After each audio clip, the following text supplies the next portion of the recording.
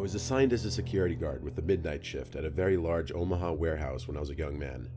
This building was mainly used for storage and it was huge. We as security personnel were tasked with hitting several stations inside this building on the night shift, and this required that we did a lot of walking. There would always be 2 personnel assigned to the warehouse at night, one patrolling the outside perimeter in a car, and one inside the warehouse on foot. Being outside, sitting in the comfort of a car, was obviously the more desirable of the two. I was working a Wednesday night. I was about half an hour into my shift. I would start the shifts walking around for about an hour, just surveilling the place before sitting down in one of the security offices. This room had some low-budget, ancient camera system that at the time was impressive technology, but it only had 2 screens because there were only 2 cameras in the entire warehouse, one in the northeast corner and one in the southwest corner. That's why we couldn't just sit on our butts in the security office our entire shifts and had to actually patrol the place. This was a shared warehouse for some tech companies, and a lot of expensive equipment was held here, hence why 2 security guards would have to be there every single night. The warehouse layout was similar to that of a regular grocery store. There were like 10 to 15 aisles, and one intersecting aisle that cuts between the other 10 to 15 in the middle. I was still making my initial rounds around the place, when I saw, all the way down at the end of the aisle I was in, something at the end section. It was like this white thing that kind of resembled the shape of a head, and it was poking out from behind the end section. Mind you, it was so far away that all I could make from it was this white-looking object.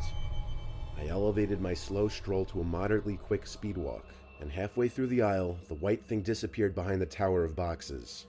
This confirmed my fear that it was a person, and that I wasn't alone in there. I now ran to the end of the aisle, hoping to see the other night guard walking around or something. As I stood in the southwest corner of this giant warehouse, I looked up at the camera in the corner, and it was pointing in the direction of the thing I just saw. I looked in that direction, and there it was again, at maybe the 7th aisle, that white thing I saw earlier. Well, now it was a lot closer, and I could make it out to be someone's face, as I feared. But it wasn't the other security guard. It was this extremely pale, ghoulish-looking face. They once again slowly hid their face behind the tower of boxes.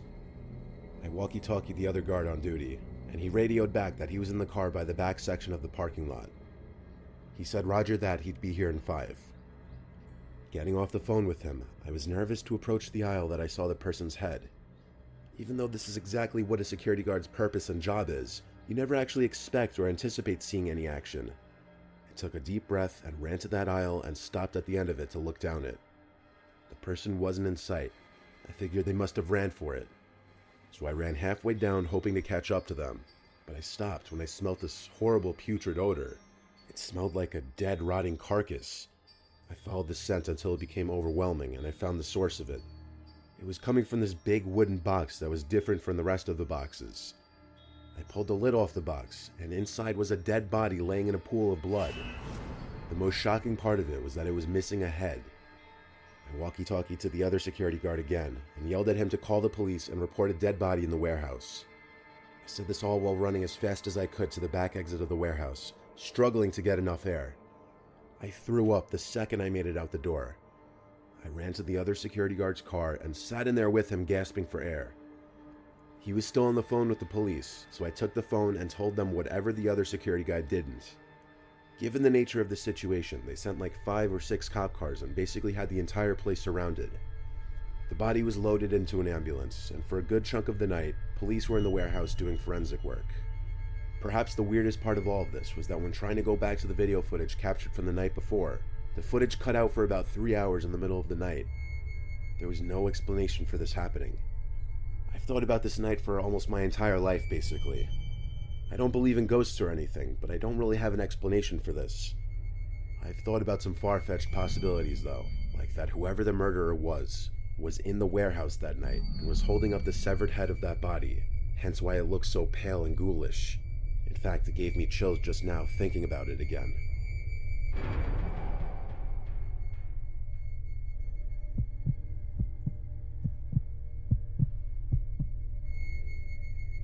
Several years ago, 2 friends and I heard from a mutual friend about this creepy abandoned warehouse or furniture store that was only a few miles from my house. One night while on a drive, the 3 of us decided to check it out. We parked at a Walgreens a few hundred yards from the warehouse and started walking towards it. As we got closer, My friend, I'll call him Jim, kinda chickened out and stayed back while me and my other friend, I'll call Mark, continued on. As we approached the right side of the building, it became very obvious that this place had been abandoned for a very long time. The front entrance was boarded up, and there were vines and ivy growing all over the building. Our mutual friend said that the only way in was through a busted-in wall in the back. We went around back, and sure enough, there was a broken-in narrow section of wall we could get in through. We stepped in, and it was completely dark. We couldn't see our hands in front of our faces, so we turned on the flashlights on our phones and looked around. There was trash and debris everywhere on the concrete floors. We were in what appeared to be the main room of the old store, and it was huge. An entire football field could probably fit in this room. We could even hear an echo when we talked. We started looking along the walls, which were covered in graffiti. The graffiti was littered with what must have been gang symbols as well as profanity, as you would expect. What was really unsettling, though, was that as we moved further along the back wall, the graffiti was getting more and more disturbing. One of them read, "Kill yourself tonight." Then the graffiti was getting satanic. There were tons of inverted crosses, pentagrams, 666s, and violent scenes depicted.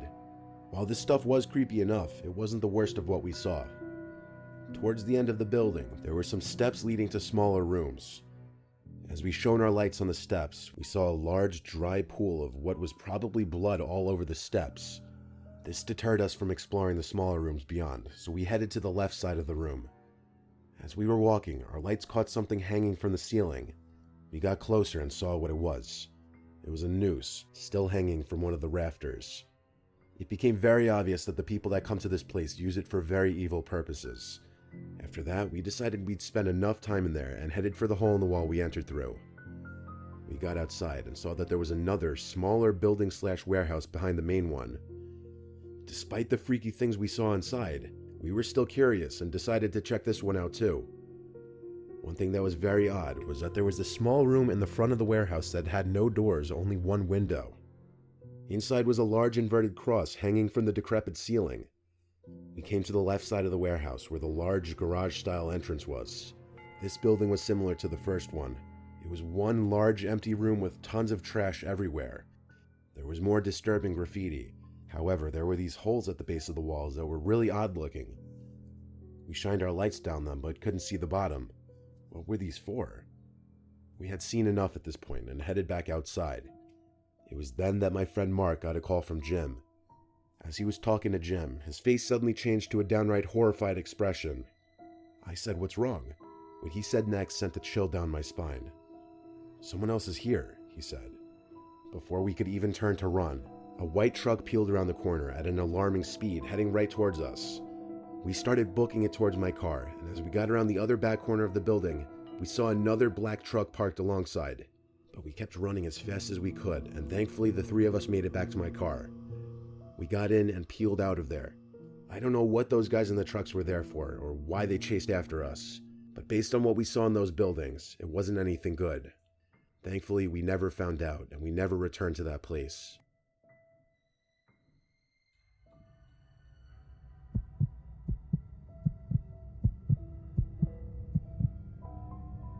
In my mid-20s, I used to be a party planner and event coordinator.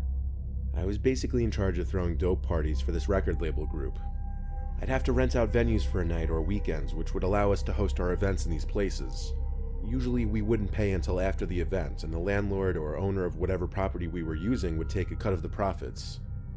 There was this one time that my group rented this big warehouse for an entire weekend, and we would be hosting parties Friday and Saturday night. Once the place was rented out, I had to do a lot of setting up, which included setting up tables for bottle service, setting up portable bars, and a DJ stand. A lot of work would go into these kinds of pop-up venues, but they were always extremely profitable. My buddy Jack, who was also on the event planning team, was helping me on the Wednesday before the party weekend. He drove a truck full of equipment to the empty parking lot that the warehouse sat in. I was having trouble figuring out how to get the power to a certain part of the warehouse activated. I looked for any kind of electrical panel or circuit breaker box, but I was having trouble finding one. I gave the building owner I dealt with a call, and he picked up almost right away. His name's Carter. He told me exactly where to go for the electrical panel that would turn on the specific lights I was looking for. He directed me to a door that had an exit sign on top of it, but it wasn't on. Through this door, I was in a very short, very narrow space with a door on one side which I presume led to the outside, and then a half flight of stairs on the other side. I was supposed to go down this half flight of stairs, which led to another tight space with a couple doors. This room was hard to explain without just seeing it for yourself. I'm 6'4", so I had to bend down a little bit just so my head wouldn't hit the ceiling. That's how cramped it was down there. This level had very dim nightlight kind of lights hung on the ceiling. Dim but enough light to navigate just fine. I found the electrical panel, and Carter told me exactly which switches to flip. Then I shut the panel door and turned the key to lock it, even though he told me to just leave the key in the lock. I thanked him and our call ended. I heard a loud and obvious buzzing sound that would be going off in spasms. I followed the sound of it to a door leading to a pitch-black room. Pulling the door open was hard as it scraped against the concrete floor. There was this red light in the top corner of the room that synchronized with the buzzing sound. When the buzzing stopped, the light would also turn off. I was trying to figure out what it was, but it didn't make sense. I stepped deeper into the room and noticed whenever I moved, the light would turn on and the buzzing would sound. When I stood still, it stopped. I don't know why, but I was creeped out, so I went back to the doorway of the room. I took one more look inside, and the red light turned on again, lighting up the room with this eerie red glow. I decided to call Carter and tell him about the potential problem with the light and the buzzing. He told me calmly that the light was a motion sensor, and the buzzing was because that one in the basement was busted. I asked what he meant by motion sensor, and he explained that there's at least one in every room in the building, as it's part of the security system. I looked back into the room, and the light was still on. I asked what could be setting it off in there, and he said he had no idea. And that's when I spotted it. There was someone, I couldn't tell if it was a man or a woman because of the long, disheveled hair, sitting in one corner of this room, half hidden behind a pile of old boxes. Their eyes were the most noticeable feature because of how goddamn wide they were open. The mouth was like a half smile, and they were moving their arm in a manner that was as if to tell me to come here.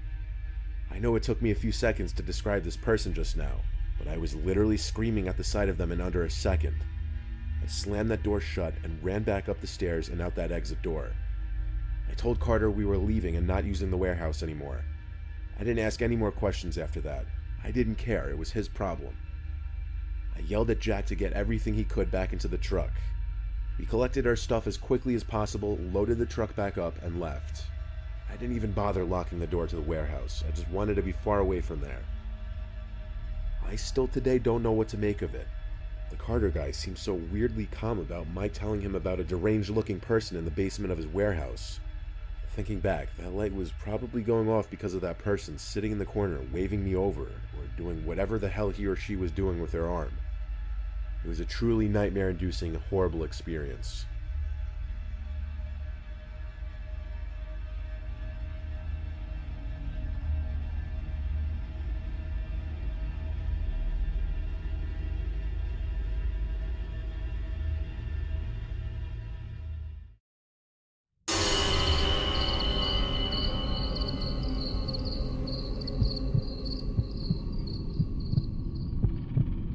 This happened a few months ago. I've been driving for Lyft for a few years now, and I usually stick to late night shifts. The roads are quieter and the tips are better, but there is a trade-off.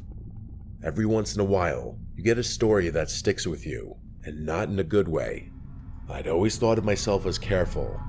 I've dealt with my fair share of odd passengers, but nothing, and I mean nothing, even came close to being as strange as what I'm about to tell you. I didn't have a dash cam at the time, and that night was the main reason I installed one. It started off normal enough, just me and the odd sounds my car would occasionally make. I've got this beat-up 2005 Volvo, but it's reliable as hell. The streets were quite literally deserted, which, like I said earlier, I preferred. Sometime after 2 p.m., I got a request from a convenience store nearby. Seemed harmless at first, but for some reason, I got this weird feeling in my gut about it. You ever get that feeling like something's off, but you can't explain why? That's exactly what hit me as I drove up. Before I even saw the guy, I figured out why I was getting that gut feeling. The convenience store I was pulling up to was closed, all the lights were off, and there was not a single car in the lot. As I pulled closer, I saw him. I made sure to drive pretty slowly so I could get a good look at him. He was pacing outside the store, wearing this ratty hoodie that looked like it hadn't seen a washing machine in years. I'm not kidding about that. There was literally a hole in the sleeve. His movements were jerky, like he couldn't stand still, and he kept glancing over his shoulder like he thought someone was after him. If I had to guess, he was on something. I probably should have just canceled the ride and driven away.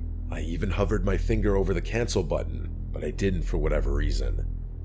I unlocked the doors, and he slid into the back seat without a word. I regretted my decision the moment I took my foot off the brake. Most people either scroll on their phones or stare out the window, but not him. He just sat there, staring at me through the rearview mirror, not blinking, not looking away, just staring directly at me. I tried not to stare back, but I couldn't help but catch his eye a couple of times. He looked kind of angry, which was also pretty unsettling. I tried to ignore him and turned on the radio to break the silence. I don't even remember which station I clicked on, but the moment the music started playing, he snapped at me to turn it off. His voice was deep and a little raspy, and I could tell he was a smoker right away. That kind of caught me off guard, and I jerked the steering wheel a little bit. I resisted the urge to look at him in the mirror and just did as he said, gripping the wheel a little tighter. I didn't say anything, and we drove in silence for a while. I thought maybe he'd just sit there quietly until we got to his stop. That's what I was hoping for, at least. But then he spoke. I remember the conversation like it was yesterday. He asked me if I ever picked up someone I shouldn't have. That question hit me like a brick. I let out this awkward laugh and said, "Well, I hope not." I was trying to keep it light, but he didn't react. He just leaned back and muttered something to himself that I couldn't hear. Then he started going on about how he used to be an Uber driver and he quit because some punks stole some stuff from his car. He was slurring his words a bit, so I couldn't make out everything he said, but I got the gist of the story for the most part. I looked in the mirror once or twice while he was telling me the story, and I realized he was smiling the whole time, which was incredibly unsettling. A normal person wouldn't smile talking about something like that. He concluded his story by saying, "It's funny how much trust you put in someone sitting right behind you." That comment was what did it for me. I started thinking about him as more of a threat than just a crazy drug addict. Unfortunately, there wasn't much I could do about it. I felt my pulse speed up. I kept my eyes on the road, but my mind was spinning. I glanced at the GPS, focusing on the destination like it was some kind of lifeline, but the guy did not know when to stop talking. He kept babbling about nonsense, some of it concerning and some of it just gibberish. I honestly couldn't keep up. Eventually, he started apologizing to someone, although I don't think it was me. He began insinuating that he had just done something awful and that he was a bad person.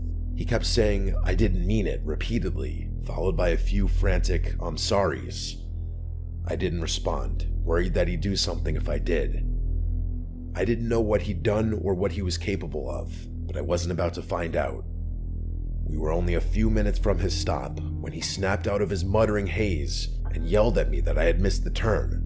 I didn't miss it. The GPS clearly showed we were on track, but I slammed on the brakes anyway, mostly out of fear. He demanded that I pull over, so that's what I did. My hands were shaking at that point. I just wanted the nightmare to be over. As soon as I shifted into park, headlights appeared behind us. It was a police car.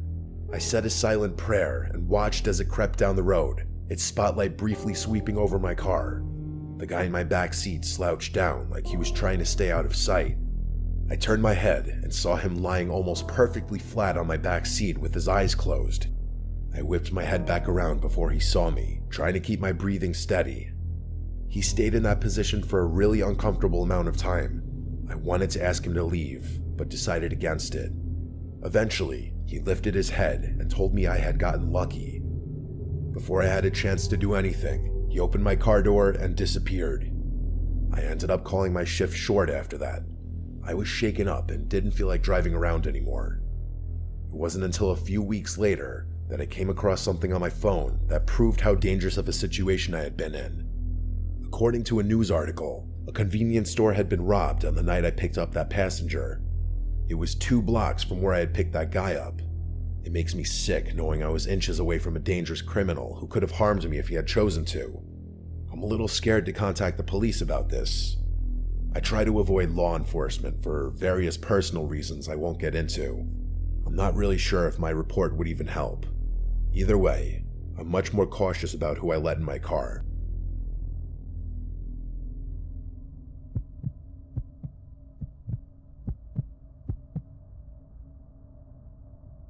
I used to live in the city. The urban lifestyle is honestly what I always envisioned for myself. I'm not going to get into it, but after an extremely traumatic experience, I couldn't bear even the smallest noises. I began to hate noise in general. My psychiatrist told me I had developed a rare case of phonophobia, so that pins and needles feeling you get when your foot falls asleep. It's kind of like that, but in my chest, always there, like my body was bracing for something that wasn't coming. Every car horn or slamming door felt like a jolt straight to my nerves. I couldn't keep living like that. About 3 years ago, I found a cabin buried deep in the Pacific Northwest. I don't want to say exactly where it was for reasons you'll soon understand, but all I'll say is that it was somewhere in Oregon. It seemed perfect. Very few neighbors, no traffic, barely any cell service. What really sold me on it, though, was the lack of noise. It was just me and the peace and quiet. For the first time in months, I thought I might actually feel safe. The cabin itself was small but cozy. To be fair, it was exactly what the listing had promised. You could tell it had been built to last, with thick wooden beams and a sturdy stone fireplace. It smelled like pine and old books when I first walked in. You know, that kind of earthy scent that's almost comforting. Think like one of those old cabin-style bed and breakfasts. For any of you who have gone skiing before, the nearest neighbor lived about a 10-minute walk down a narrow dirt path. I didn't meet her right away though. For the first few days, I just soaked in the silence. I'd wake up to the sound of birds instead of sirens, and at night, the only thing I heard was the wind brushing through the trees. It was like the whole world had pressed pause, and I could finally breathe again. I did all my work from my laptop, so there really was no need for me to connect with the outside world beyond that. About a week after I moved in, there was a knock at the door. The cabin obviously had no doorbell, so those knocks were something I'd have to get used to. I opened the door, expecting it to be my neighbor, and it was. It was a moderately old woman carrying a basket of preserves like she'd just stepped out of a Hallmark movie. She introduced herself as Michelle and told me she lived about 10 minutes down the trail, which didn't sound far at all until you factored in how dense the woods were. I mean, you could get turned around in there just looking for firewood. She was in her late 60s with oddly long gray hair and these piercing blue eyes that made you feel like she could see right through you. She wasn't rude exactly, more like blunt. She welcomed me to the woods and extended the basket toward me like she was expecting me to take it. I didn't really have much of a choice. She was practically shoving it in my face. I know it sounds hospitable, but her vibe seemed a little off, if that makes any sense. I grabbed it impulsively, but I admit I had never been treated that way by a neighbor before. It wasn't anything crazy, but it wasn't something I was used to. I thanked her as I took the basket, and she looked at me like she was expecting me to say something else. I honestly didn't know what else to say, so I just smiled. She kept staring at me awkwardly, which confirmed my suspicion that this woman didn't interact with a lot of people. Eventually, she spoke. She said, and these were her exact words, which I'll never forget, "Always keep your lanterns full, your windows shut tight, and your wits sharper than your axe." It wasn't something a normal person would say to someone else. It was like she was reciting from a rule book. It honestly sounded more like a warning than advice. I nodded, smiled, and turned to go back inside. After shutting the door, I stood there in silence, waiting to hear her footsteps walk away. She didn't walk away for a good 45 seconds, which was probably the strangest part about the whole interaction. Despite the weird vibe, I did appreciate her kindness. She seemed reclusive, but not unfriendly, the kind of person who'd help you if you asked, but wouldn't go out of her way to pry. I told myself it was nice to know someone was close by, even if I didn't plan on needing her. I didn't even bother looking in the basket. I just set it down in the living room and forgot about it. There was a thunderstorm that night, which is extremely rare for Oregon, but it does happen. I lit a few candles and curled up on the couch with a book, trying to ignore the fact that the power was flickering every few minutes. Some of you might find that kind of isolation scary, but I actually loved it. For some reason, my brain wasn't freaked out by the natural sounds of the thunderstorm. It was actually that specific storm which gave me that realization. I listened intently to everything outside, and it was, dare I say, soothing. But of course, that peaceful feeling didn't last. A few hours after the storm started, there was a knock at the door that nearly made me jump out of my skin. I say knock, but it was really more of a banging. It was loud and definitely not natural, like whoever it was didn't care that it was pouring outside. My heart started pounding, and I began to feel that god-awful tingly sensation in my chest. After hesitating for a few seconds, I grabbed a flashlight and got up to check who it was. I looked through the little glass window pane next to the door. It was Michelle, soaked to the bone and clutching a flashlight. I opened the door, and she spoke before I even had a chance to greet her. She blurted out that she saw someone near my woodpile and that I should know about it. I was beyond confused, but her words were incredibly concerning, and that took precedence. I stepped out onto the porch, shining my flashlight into the rain, but I couldn't see anything but trees. I asked her if she was sure, and she nodded. Her eyes kept darting to the woods like she was expecting someone to emerge from it any second. The whole thing was pretty freaky. I kept looking around, but there wasn't much I could make out between the darkness and the chaos of the storm. Before I could say anything else, she told me to be careful and began walking away without waiting for a response. I watched her head back down the path toward her cabin, clearly unfazed by the pouring rain. I stood there until the glow of the flashlight disappeared out of sight, and then I went back inside. The literal second I shut the door, I realized her story was riddled with holes. How could she have seen someone near my woodpile if her house was 10 minutes away? She must have been on my property to begin with. Why the hell would she be snooping around my cabin during a thunderstorm? Was she lying? It didn't sit right with me, but marching over to her house in the middle of a thunderstorm was the last thing I was going to do. Still, I had to do something. I locked up the cabin as securely as I could and sat in my room, listening. The storm started to die down after a while, but I still felt pretty uneasy.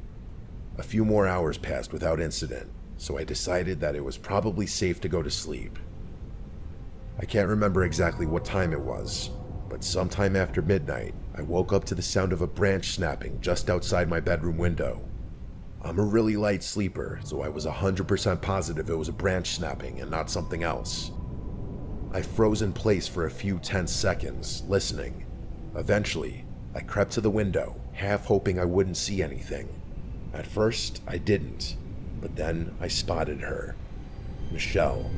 She was standing at the edge of the woods, her body angled away from my house. I could tell it was her because her hair was so long and disheveled. I strained to make out more, but being as there was only moonlight to help me see, it was no use. I saw her beginning to turn around, so I ducked beneath the window before she could catch me looking at her. I stayed crouched there for what felt like forever. When I finally mustered the courage to peek again, she was gone. I genuinely didn't know what to do. I hadn't exactly pegged her as dangerous, just weird. But at that point, I was having second thoughts. It didn't make sense. Why would she try and warn me earlier if she was the one poking around?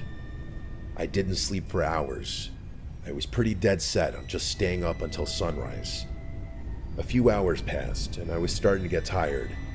As I finally began letting my guard down, there was a knock at the door. It wasn't like the banging from earlier. It was actually kind of quiet. Still, I wasn't going to get up under any circumstances.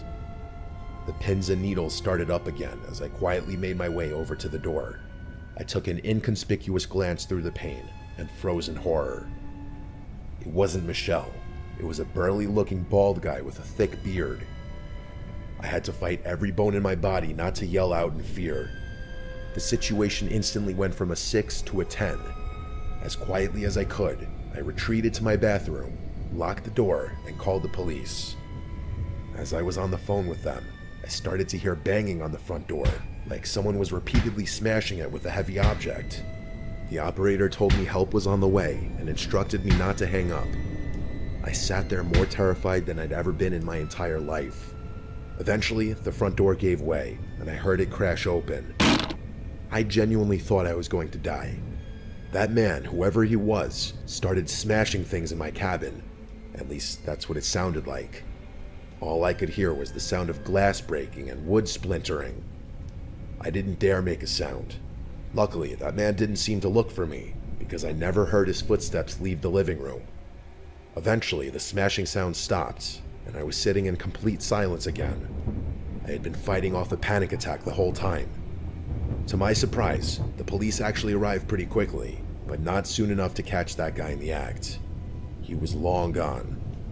I pleaded with the officers to help me out, but they were downright useless. They did a pathetic search of the surrounding property, but that was it. They wouldn't even agree to search the woods, saying that it was too dense and they were unlikely to find him there anyway. I begged them to accompany me to Michelle's house at least, which they agreed to. When we got to her property, my jaw literally dropped. The entire cabin was abandoned. The cops confirmed this and said no one had lived there in decades. I told them they had to search it for squatters, but they told me there was no reason for them to do that. They tried to tell me that there was no clear signs of habitation, so it would be a waste of time. I damn near lost my mind when I heard them say that.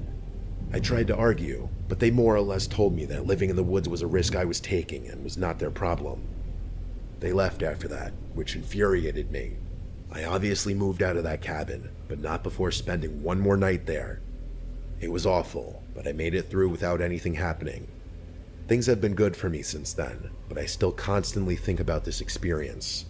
Some of my superstitious friends have theorized that Michelle was actually a spirit that was trying to protect me, and that she was really just trying to watch over my property for whatever reason. I don't believe in the paranormal, so I think it's much more likely that two people, her and that man, had been squatting in that abandoned cabin. I just still don't understand why they decided to target me, or why Michelle would bother to warn me if she were planning on breaking into my house. I don't think I'll ever know.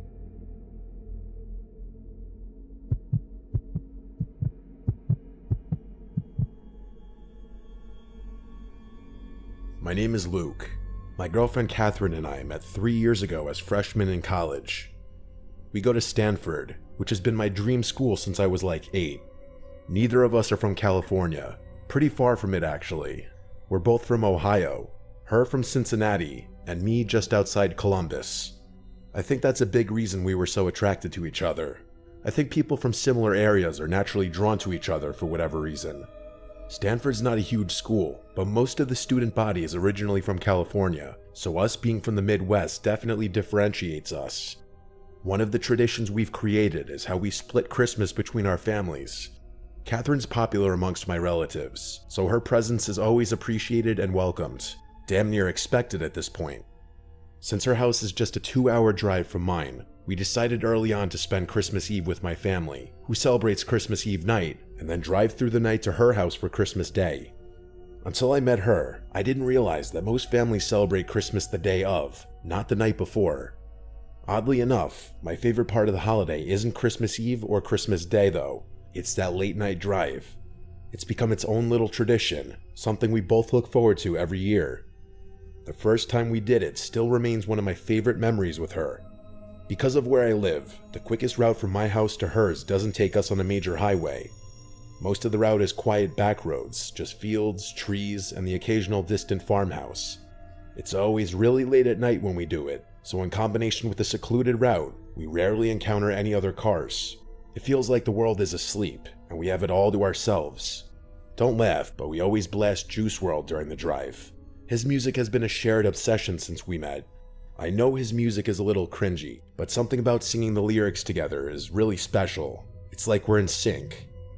This past Christmas Eve started like any other. After a wholesome night with my entire extended family, we packed up my car around midnight and hit the road. The snow was falling lightly, and the roads were deserted as expected. With the music and heat cranked up, everything felt perfect. That all changed in an instant though. What I'm about to describe to you is still one of the most unsettling things I've ever experienced. Probably the most unsettling thing. I was driving along when the music was interrupted by my phone ringing. I glanced down, a little irritated that I'd be getting a call this late. It was an unknown number. I ignored it without thinking. Probably a scam call. Those things are constant these days. Catherine made a joke about how committed those call center guys must be making calls on Christmas. I laughed in agreement, and that was that. But then, a few minutes later, my phone rang a second time. I again looked down and saw that it was another unknown number, probably the same one as before. I sighed, irritated, but let it go to voicemail. Catherine glanced at me and raised her eyebrow, but didn't say anything. I tilted my phone towards her to show her that it was an unknown number, and she said, "That's so weird," with a confused look. I didn't respond. Instead, just shrugged my shoulders. The music eventually resumed, and I tried to take my mind off the phone calls. But of course, not 2 minutes later, my phone rang again. I was pissed at that point, cursing under my breath as I fumbled wildly for my phone. I snatched it from the console and swiped aggressively across the screen, ready to tell whoever it was to screw off for spamming my phone. I could tell I startled Catherine, as her body tensed up with my sudden movements. In hindsight, I probably overreacted, but I was sick of being harassed. I basically barked hello into the phone with as sharp a tone as I could muster. I expected the scam script to begin, but I was instead met with silence. I turned up the volume in my car and immediately picked up on a faint static coming from the other side of the line. I was about to hang up when a man's voice spoke. The voice didn't belong to anyone I knew. He said in a calm, almost conversational voice, "Hello, Luke." I was so caught off guard I nearly swerved off the road. I couldn't speak. I felt my whole body starting to itch, which always happens to me when I'm nervous. Before I could respond, the man continued. He started reciting personal information, my full name, my address, details about my life that no stranger should know, details that no stranger could know. My mind was racing, trying to make sense of it. I wanted to pull over on the side of the road, but I kept driving like I was in some kind of trance. I considered shouting at him, but decided that anger wasn't the best resource in a situation like this. After he paused for a few tense moments, I finally spoke. I asked him what he wanted in a steady voice, trying to hide the fear I was feeling. The voice paused before delivering the words that made my blood run cold. He said that he wasn't here for me, that he was here for Catherine. Hearing my girlfriend's name was about 100 times more terrifying than hearing my own, and the horrified expression on her face told me that she was just as shocked as I was. I blurted out that I didn't know a Catherine, that he must have the wrong number. The man chuckled before saying, "She's sitting right next to you." That was too much for me. I pulled over on the side of the road. I had no choice. My hands were literally shaking in fear. I was about to say something when Catherine reached into my lap in one fluid movement and hung up the phone. Just like that, I literally screamed in her face, demanding to know why she hung up on a stranger that was making personal threats towards us. She didn't answer, just looked at me with wide, fearful eyes. I desperately tried to call the number back, once, twice, 3 times, but it never went through. Catherine told me to keep driving, which I ultimately did, but not before questioning her. She told me she was scared, and that I couldn't blame her for hanging up, which I guess was fair. I drove off in silence, but I still couldn't understand why she'd hang up the phone. I don't know whether I was more furious or afraid.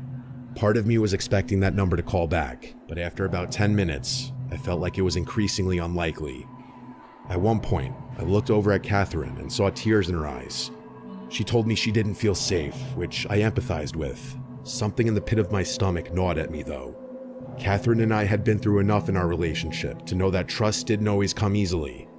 There had been little things, white lies, half-truths, moments where I caught her being less than honest. I knew I was being paranoid, though. How could she possibly have done anything to do with this?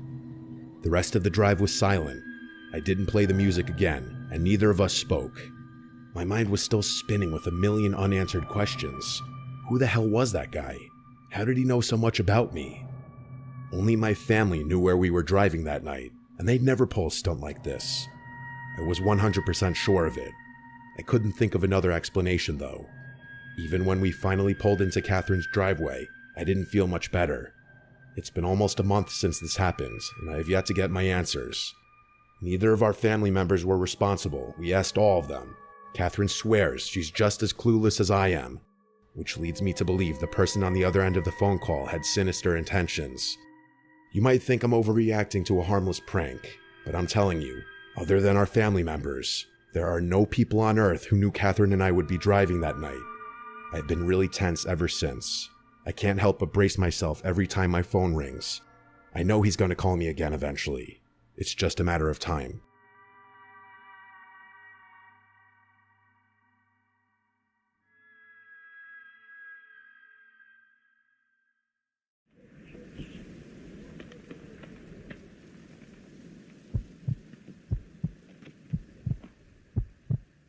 This particular story took place when I was in the Air Force and stationed in Louisiana.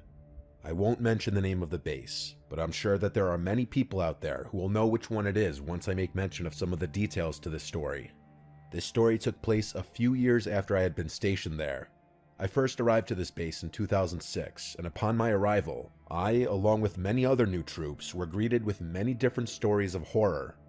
There were stories about a man in a top hat who walked a dark, long and narrow dirt road on the outskirts of a storage facility area. There was another story about a crazy man who was hit by a patrol car and ran off into the woods next to the same place. But my story relates to a separate story that was told to me. It was my second night on shift, as I recall. I was posted with an airman who had been there for several years. He gave a rundown about some little girl who had been visiting her father when the storage area we were working in was being constructed, which was well before any of our time. The story went that that little girl was playing on some of the structures while her father was working, but had fallen to her death by slipping off the edge at the top of the structure itself. Most of the story didn't make sense to me at the time, but regardless of the facts, it still scared the shit out of me.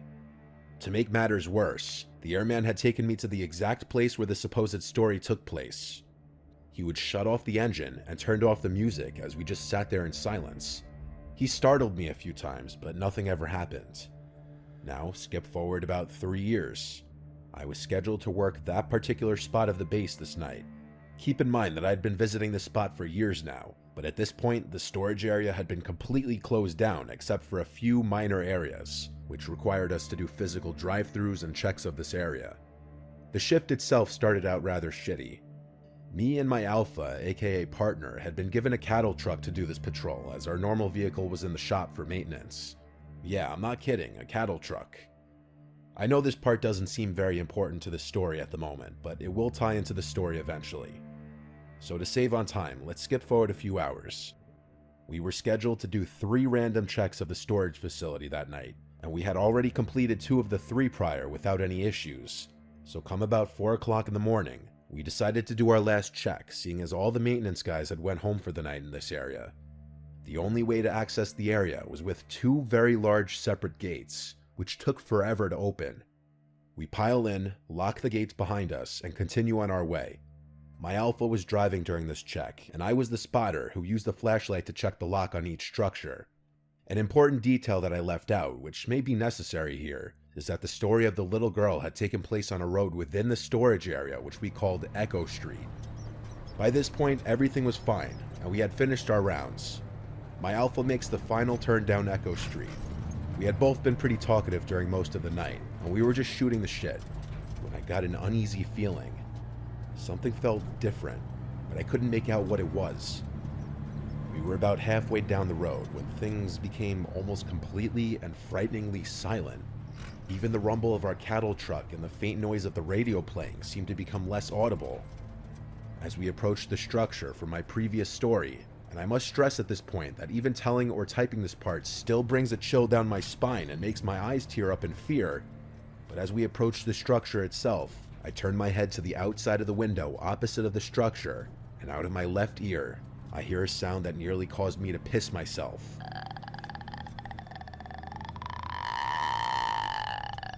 It was the sound of a person groaning or moaning in distress, sort of like the moan of the girl from The Grudge. Yes, I'm very serious. The faint, creepy moan begins to ring inside the cab of the truck between the 2 of us, in between the dark emptiness of the middle seat. I feel my blood turn cold, and I quickly turn to my Alpha and yell, "Dude, cut that shit out." My Alpha turns to me with a confused look on his face. At this point, he begins to take his foot off the accelerator and asks, "Am I going too fast?" I remain silent for a moment, with my hand in a pausing gesture, and I listen. I hear the noise again. My partner interrupts and asks, "What's wrong?" I quickly turn the music off without saying anything at first, and then I whisper to him, "Do you hear that?" He stops the truck in confusion and listens closely. It was almost dead silent for a second or two when we both hear it this time. That long, chilling groan of a woman. It echoed in my ears. It sounded like someone was struggling to breathe and taking in a giant breath of air while someone was trying to strangle them. The sound was beyond terrifying, and the fact that I wasn't the only one hearing it only made it more of a horrifying experience. I found myself beginning to ask him my original question again, but he quickly interrupts and says with a strong sound of fear in his voice, "What the f*** is that?" We stupidly waited to see if we could hear it again.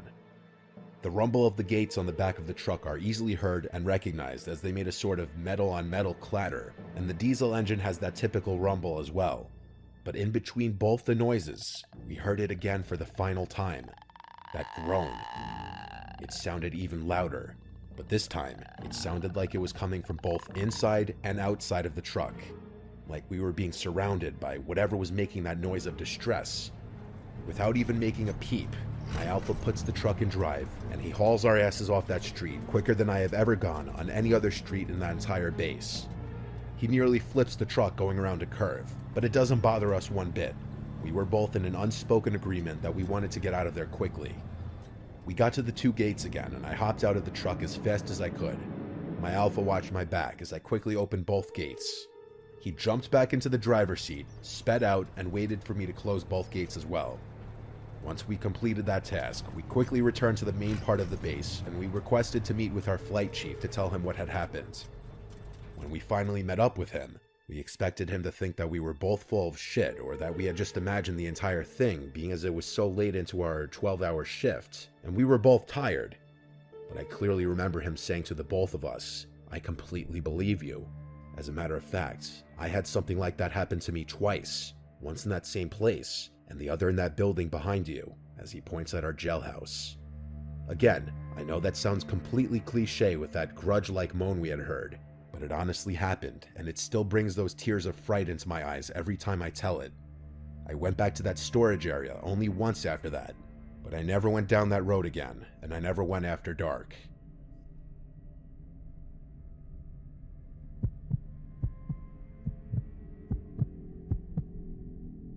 I haven't told my story to many people except for my wife and a few other of my close friends. It happened while I was stationed in the Army as a radio operator during the Vietnam War, and I haven't forgotten it to this day. I was a young recruit, freshly drafted out of high school, and I didn't know much about the war. I had no idea what I was getting into or what it was all for, but what I did know was that I had a duty to my fellow servicemen. We arrived on a Friday evening and got loaded onto many buses to be taken to our barracks. The air was very humid, and the soil was soaking wet due to a storm that had just passed through the area. I vividly remember the drive and how it stunk like sewer. My first night was uneventful and quiet, but we all felt the tense atmosphere as our drill sergeants taunted us with stories during basic training. I remember the half moon right over my head, which kept peeking out from over the clouds, and all of us were just sitting around telling jokes. I was more of a technical guy and didn't have much aptitude for comedy, so I just listened in. My duty was to manage communications between my unit and all of our other guys so that everyone knew what was going on everywhere else. I carried a box on my back, which were the size of radio devices back then, and also a ton more equipment and supplies. I was quickly assigned to a tight-knit unit who had just lost their communications operator to a landmine, and I remember the first time we made contact with the enemy. It was the loudest thing I ever heard. We were in a dense part of the jungle and couldn't see the enemy at all, but we quickly ducked as soon as they began firing at us, and we opened fire in their general direction in return. The chaos seemed to last forever, and we probably ceased fire after a couple of minutes. We advanced forward to close in on the enemy and secure the area, and it was the first time I ever saw the enemy up close. There they were, 3 dead Viet Cong soldiers laying in a pool of their own blood. I couldn't believe that I was looking at 3 human beings that were alive just moments ago. Young guys who maybe had sisters or brothers and parents. They were probably just chilling around moments before we arrived, and here we are moments later, looking at their motionless bodies. But I must say that I felt justified, because they were the enemy, and they would have been standing over our dead bodies instead. A few days later, we got assigned to a different location, which saw heavier casualties and needed more support. I grew accustomed to the violence and saw many of our young men die painfully. One day, I was told by my NCO that someone wanted to speak with me. I was greeted by an older man in his late 50s who looked totally out of place. His demeanor was calculated and predictive, and even my commanding officer seemed to have turned into a yes man in front of him. He introduced himself as Frederick Douglass, an intelligence officer stationed nearby, and that I was going to be assigned to him as an RTO for his unit. I liked my unit and wanted to stay with them, but orders are orders, and I had no choice, so I got on the Huey and went with him. We landed in a heavily wooded area next to a few Viet Cong huts. It was heavily built up by the enemy, and I could definitely imagine the fight that must have taken place here. There were some guys who had gas masks on and others standing nearby, but they didn't seem to notice me or even care that I was there. It was a very strange atmosphere that didn't feel quite right. These guys didn't act like normal soldiers and definitely didn't have the look of fear in their eyes as most of us did. I even tried to talk with some of them, but all I got was a strange, emotionless glare like they were infected with something. Whatever it was, they all had it, and it made me feel very uneasy. Officer Douglas and I entered one of the smaller huts, and I was told to stay put until someone would come and get me. I should have just stayed there and waited, but I was too curious and apprehensive to relax. So I just made my way out towards the main tent and took a peek inside. What I saw made my stomach drop like it never had before. On a makeshift table lay 6 murky containers. Each one of them had a severed head of a guerrilla fighter inside, with several tubes and wires protruded from them. A green liquid seemed to be reacting with the heads, as their mouths and eyes were quivering like they were half alive. I suddenly felt a hand grab onto my shoulder. It was Intelligence Officer Douglas, and he looked very upset. I meekly asked what they were doing inside there, but he angrily said that I should not have gone in there and sent me back to my hut. We must have been attacked or something, because I woke up a day later in triage with several broken ribs and a fractured collarbone, with no memory of anything that happened right after that. I never saw Officer Frederick Douglass or those soldiers ever again during my time, if that was even his real name. And I often wonder what those guys were doing back there. Maybe they were trying to gather intelligence from dead enemy soldiers or something. Either way, it was a strange experience that I'll never forget.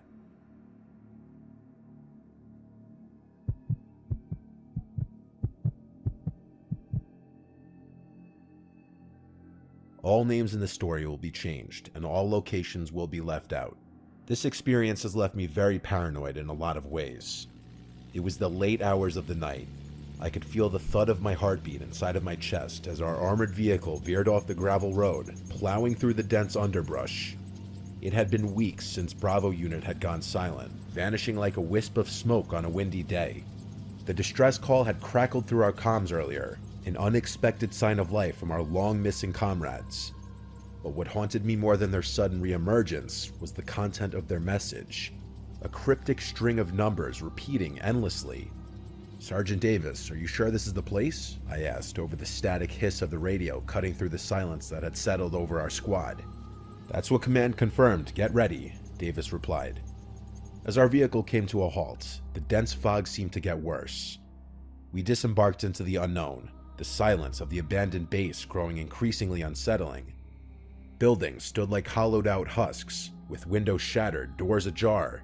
A living town not even a few weeks ago, now just a ghost town. Davis ordered us in a whisper to stay sharp as we moved forward, with our boots crunching on broken glass and debris. Signs of a struggle were everywhere. Overturned furniture, bloodied rags, and scattered ammunition littered the ground, painting a picture of the chaos that had taken place here recently. The base, once a bustling hub of military activity, was eerily silent now, except for our own shallow breaths and the distant, echoing cry of the numbers broadcast. As we neared the command center, the transmission grew louder, a constant chant that seemed to bore into my mind, its meaning as elusive as the shadows in the fog surrounding us. Entering the command center, we found it abandoned, the air stale, the only light coming from the blinking consoles. The radio speakers, crackling with static, repeated the sequence over and over in a monotone voice. 5, 8, 2, 4, 7. 5, 8, 2, 4, 7. Corporal Lee whispered, "What does it mean?" I saw her eyes were wide as she scanned the room. Commander Haskins might have known, Davis said. Commander Haskins was the name of the unit's leader who had vanished along with his team. We continued our search through the desolate base, hoping to find a clue, a survivor, anything. But it was the laboratory that changed everything. The door was ajar, hanging off its hinges as if forced open. Inside, the air was thick with the scent of decay and chemicals. Shattered vials and overturned equipment were signs of activity halted abruptly. And then we saw them. Bodies. Members of Bravo Unit, or what was left of them, were sprawled across the floor, their faces contorted in expressions of terror. It was a massacre, but the cause was unclear. No bullet wounds, no signs of struggle on their remains. And then Lee gestured toward a corner of the room. There, amidst the pile of research notes and hastily abandoned experiments, lay the body of Commander Haskins. Clutched in his stiff, lifeless hand was a notepad, the numbers 58247 scrawled across it in shaky handwriting, followed by a single, chilling sentence: "They're coming for us." The revelation struck us like a physical blow, the implications of his words spiraling into a million questions with no answers. Who was coming for them? Was this distress call not a beacon of hope, but a warning? It was then that the reality of our situation descended upon us. The isolation, the eerie silence broken only by that relentless string of numbers. We were not the rescuers. We were the next victims. Panic set in as the base seemed to close in on us. The fog outside felt like it was thickening. Our only choice was to flee. We ran, stumbling through the fog, guided by the distant light of our vehicle. The numbers continued to echo in my mind, a chant that seemed to follow us, whispering through the fog. Just as the vehicle came into view, a shadow emerged from the mist. A chill colder than death itself crawled up my spine as the strange man cloaked in shadow moved towards us.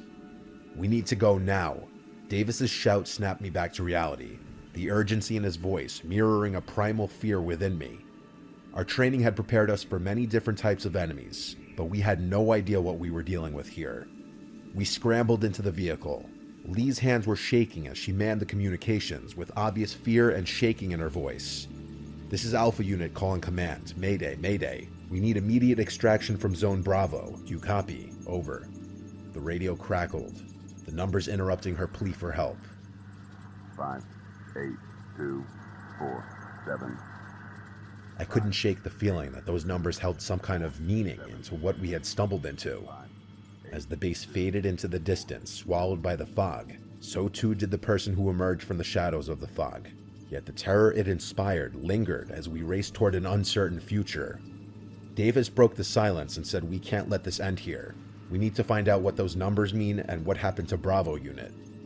I wanted nothing more than to find these things out as well. I felt like we owed it to them, thinking of the twisted, lifeless bodies we'd left behind. As the first light of dawn began to pierce the darkness, I felt a grim determination settle over me. We had survived the night, but the real battle felt like it was just beginning. Armed with nothing but a string of numbers and the haunting memories of what we had witnessed, the mystery of those numbers and the horrors of what could have happened to Bravo Unit still remain a mystery. And it stays with me, haunting me. I'm sure it stays with everyone from my unit. The horrors at that base were just a chapter in a story far greater and more terrifying than any of us could have imagined.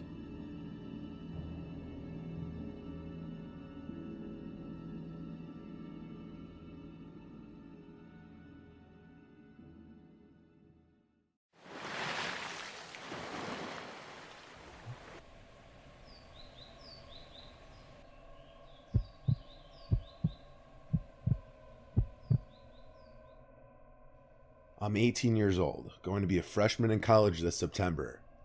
This past July, my friend Miranda held a pool party in her backyard as a sort of graduation party, minus any of her family being around because her parents were away.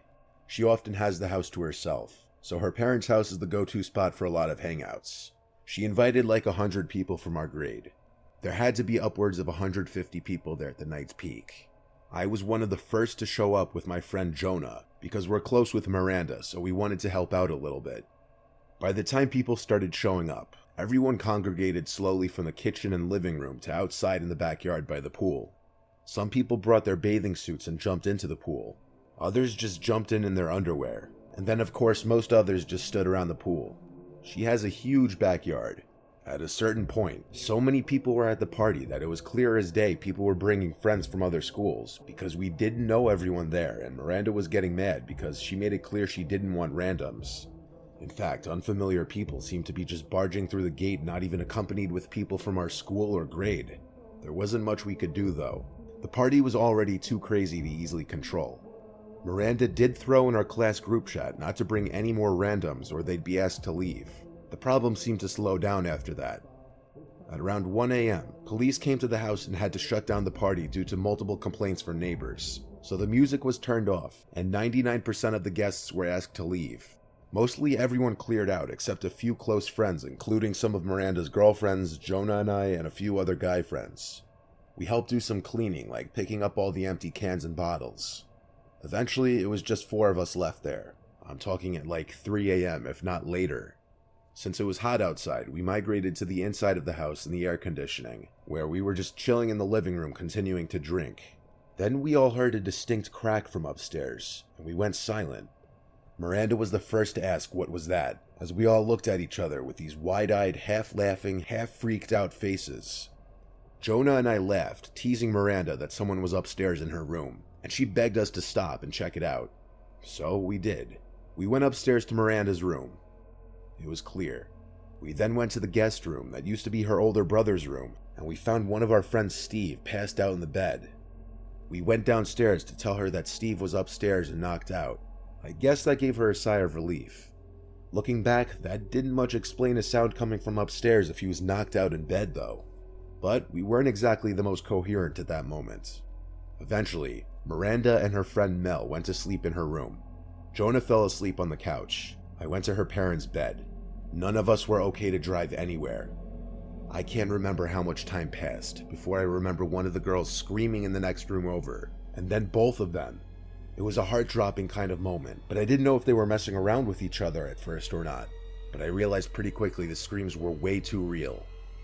I burst out of the bed and went to Miranda's room and opened the door. The lights were out. I could barely see anything, except for the 2 girls huddled up hugging each other in the corner of the room, basically curled up on the floor. I saw what they were screaming at. There was a tall person in the opposite corner of the room, on the other side of the bed from them. I saw him looking at me in the doorway. I yelled at the girls to run, and they did. There was so much yelling that even Steve woke up and came out.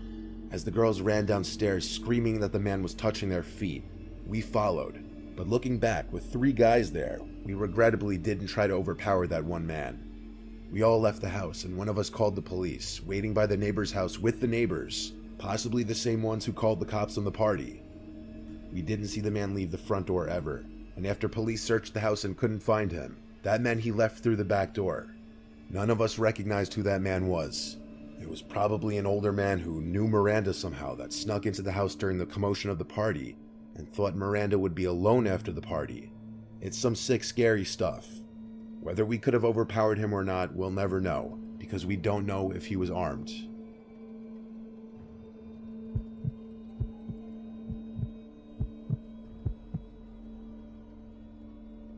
There's a nice, quiet, scenic creek not far from my house. I like to drive my kayak up to it every once in a while on the weekends in the summer. This one particular weekend was one of those weekends. The weather was perfect, sunny and 70s. I'd kayaked down this creek a bunch of times, and never had I seen anyone else kayaking it. That's part of the reason I like it, because I'm a very reserved person and I like to do things myself, preferably with privacy. So I set out on the kayak not far from where I parked my car, which is some gravelly dirt parking area right off the road. There was one other car that pulled in a few minutes after I did, which was unusual. I'd never seen any other cars except my own here. 20 minutes into my kayaking, someone came out from the woods ahead of me coming up on the left and approached the edge of the water. He stopped and waved at me and smiled. He put his hands on his hips and greeted me. It seemed he had an expectation for me to stop and chat. I instantly knew I didn't like his smile, but my mother raised me to be polite to everybody. So I stopped paddling and smiled and greeted him back. There was an awkward pause where he was just nodding his head with his closed lips smile, and I had to break the silence by saying it's a beautiful day out. He nodded his head and said yup, then asked where I'm from. I made something up and said from up north, just visiting. He clearly lacked the ability to hold any sort of conversation, and that's coming from me, who's not the most social person myself, so I wanted to just move along. I told him to have a great rest of his day, and continued onward down the river. Never in a million years was I expecting what happened next to happen. I turned when I heard a snap of a stick or something from not far behind me. There in the not so far distance was the guy, hiding behind a couple trees, seemingly following me. I was disturbed and uncomfortable, like he was clearly trying to not be seen. I was scared to call him out in fear of how he might respond, so I pretended not to notice him and continued to kayak down the creek. I would continue to side glance every so often to see if he was still following me, and he was. I had never wanted to see someone else in the water so much in my life.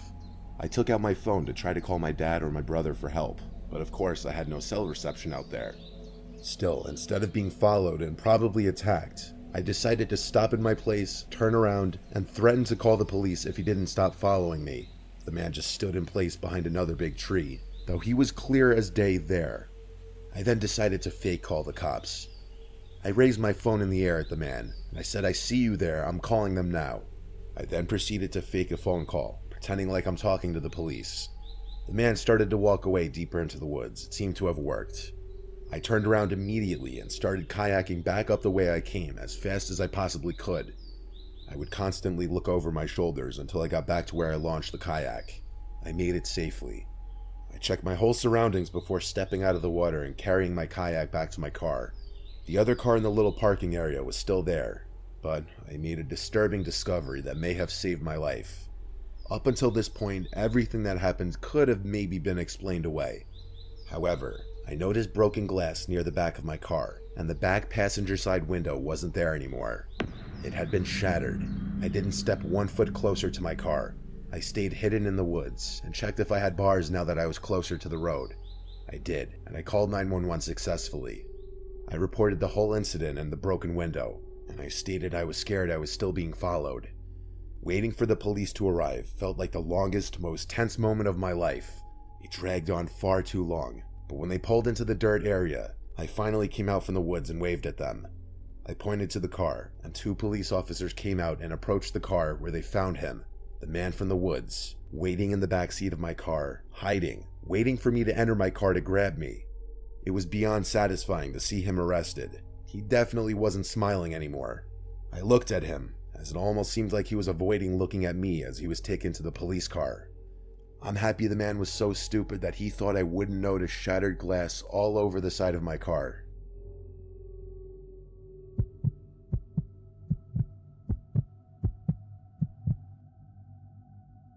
What you're about to hear is something that will sound like it was straight from a horror movie, but it's absolutely true.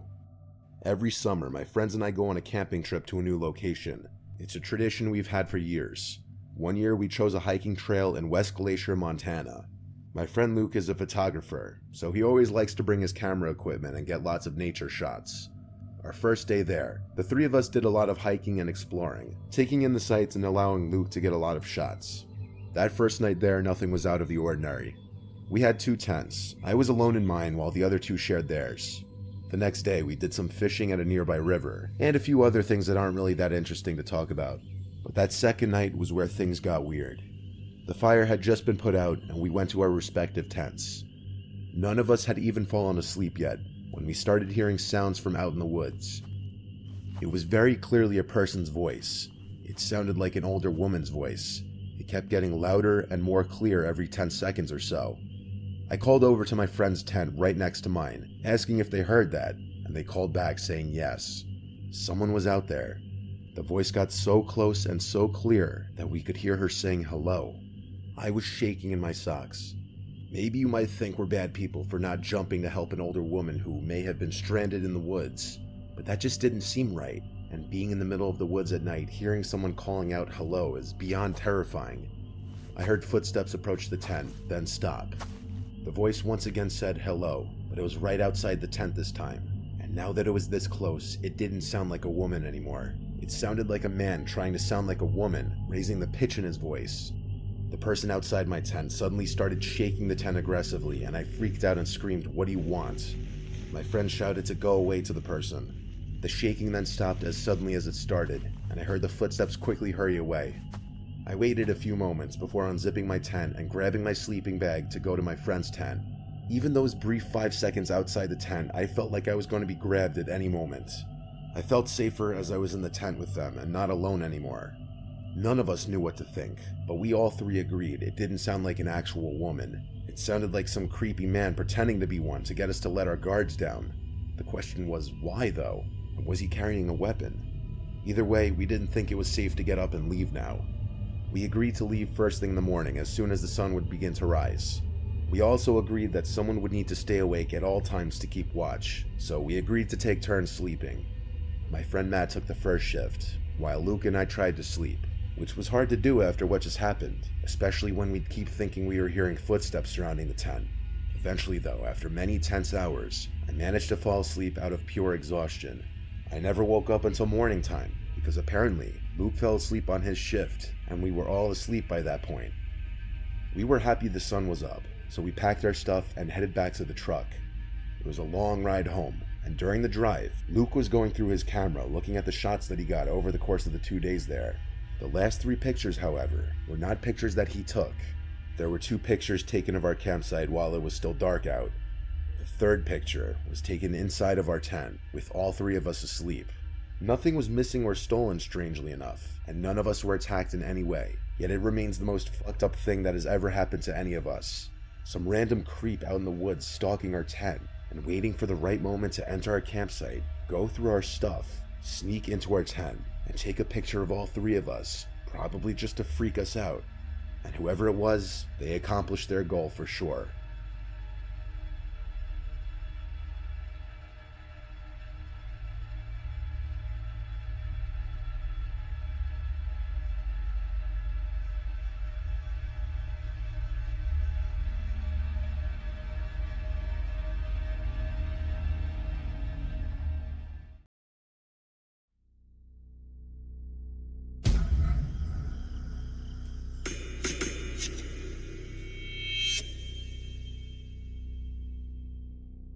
I rent out my South Carolina house on Airbnb whenever I'm not using it.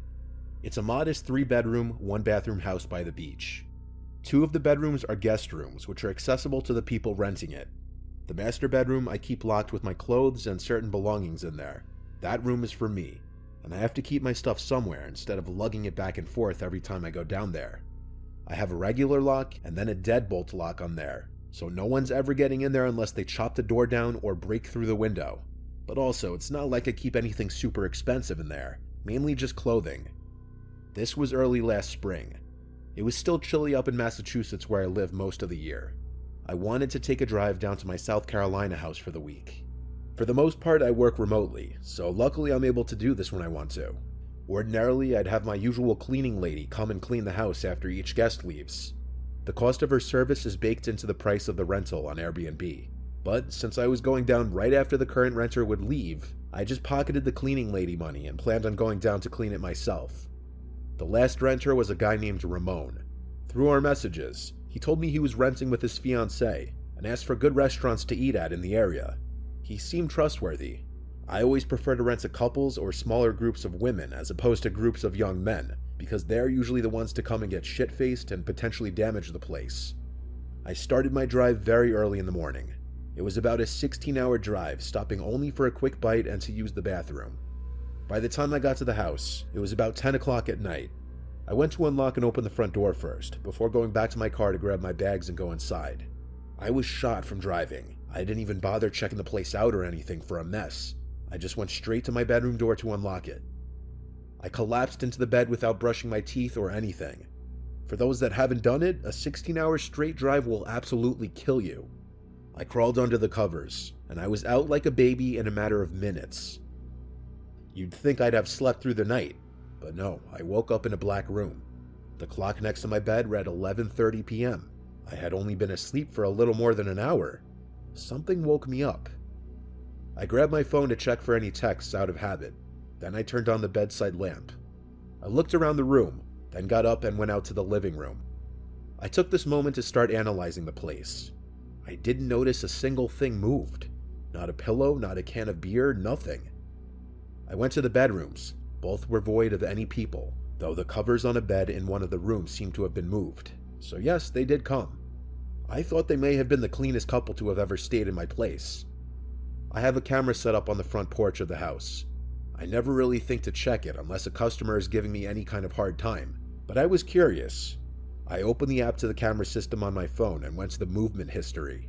It picked up on a man entering the house via the code lock 3 days earlier. Just a man though, he had no woman with him. Strange. I checked for any other movement updates from then until the moment I showed up, which it also caught on video, and there was nothing. I checked it over like 5 times.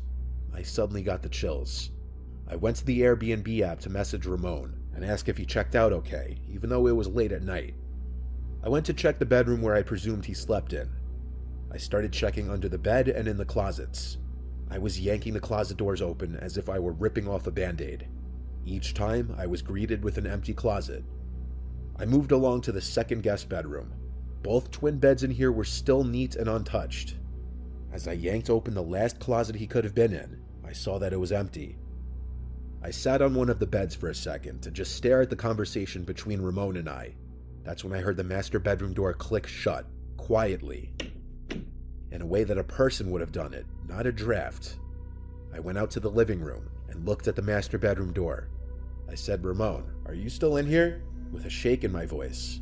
No response. I could see the light was still on in the room through the bottom crack of the door. I got on all fours to look under the crack of the door, and I fell backwards when I saw 2 feet standing not far behind the door, maybe a couple feet away. I went to the knife holder in the kitchen planning to grab the biggest carving knife, and it was already taken. By this point, my only logical option was to leave the house and call 911, and that's what I did. I waited out front until the police showed up. Then as we went inside, there was Ramon, waiting in the living room, no knife in hand. He spoke in this Portuguese accent, acting all innocent, saying he just needed a place to stay for one more night, which was complete bullshit. He denied ever picking up the knife, which was conveniently placed back in the knife holder now. After 30 minutes of 2 police officers outside talking to Ramon and 2 inside talking to me, they actually let him go and told me I should contact Airbnb and try to work it out with them. And I was just shocked. I felt like the police didn't do their job. After everyone left, I changed the lock code on the door, and I contacted Airbnb about what happened. Though I didn't receive payment for the extra day Ramon squatted in my house, they did apparently ban him from ever using the app again. It doesn't really feel like proper justice though, when he was potentially waiting to stab me in my own house, in my own bedroom.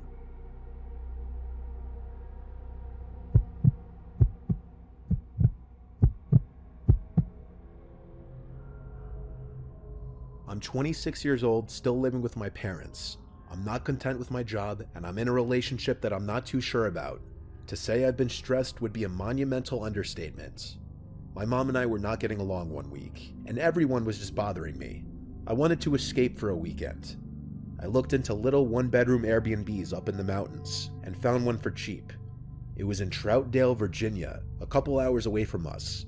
And based on the pictures, it was this nice, private, and peaceful-looking little place surrounded by woods. It was the fall too, so the foliage was going to be beautiful. I told my parents I was going there for the weekend. My mom seemed overly happy about me leaving for the weekend. My girlfriend was more so just confused, finding it weird and suspicious that I was going away to some random cabin in the woods alone for a weekend. When Friday came, I packed a backpack full of clothes, toiletries, and my laptop, and I headed out for the road. It was around a 2.5-hour drive door to door. The area of Troutville was very quiet and scenic. It was a perfect escape from suburbia back home. I needed a nice weekend just to spend to myself. I was driving up a gravel road when my GPS told me I arrived. I saw an opening in the trees next to the road. The instructions the owner of the Airbnb gave me were to cut through this opening onto the grass and up the little hill. I did exactly this, and there I saw the cute little house sitting at the top of the hill. The second I stepped out of the car, I inhaled the fresh rural air, instantly feeling happy I did this. The owner told me where to find the key to the front door. I let myself in and checked the place out. It was a nice cozy living room, small kitchen, bathroom, and one loft bedroom that you had to climb a ladder-like stairway to get up into, and there was a circular window over the bed. Lots of light got into the house, which was nice. I went out to walk some of the trails the owner told me about a 5-minute drive away. On the drive back to the house afterwards, I noticed these two guys walking down the gravel road, and as my car was passing, they literally stopped in their tracks to turn and look at me as I passed. I waved and smiled, thinking they were friendly locals, but they didn't wave back. It was completely off-putting. They looked at me as if my driving down the road was a crime.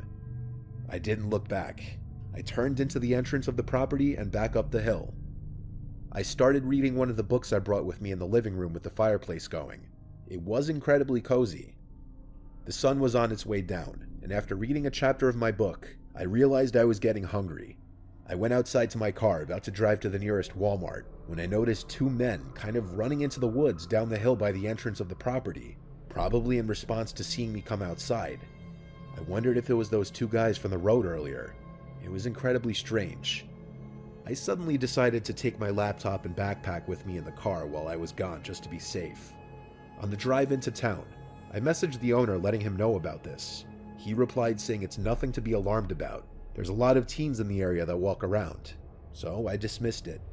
I drove like 20 minutes to the closest Walmart since there were literally no grocery stores in the area. I picked up a few food items to hold me over, some milk, granola bars, fruit, frozen dinners, bread, and cold cuts. By the time I got back to the Airbnb, it was completely pitch black out. There were no streetlights on these gravelly roads, and with no neighboring houses, truly the only light was from my headlights. It was creepy for sure. I pulled up to the hill to the little house. It was almost hard to find in the dark. I grabbed my backpack and the grocery bag and went up to the house in the dark, using my phone's flashlight to see. Once inside, I locked the door immediately. It was creepy out there. I ate real quick and went back to reading my book by the fire, and pretty soon the lights to the room suddenly cut out, and the only light in the entire house was from the fireplace. I tried flicking on anything electric, but the power was gone. I went to message the owner again, who swiftly replied back to check the main breaker in the circuit box outside by the telephone pole near the back of the house. I didn't reply. There was no way in hell I was going out there. I was already paranoid from earlier. And why would the power be randomly cut out anyway? Something was off. I heard a creak in the floorboard from the darkest corner of the room by the bathroom door.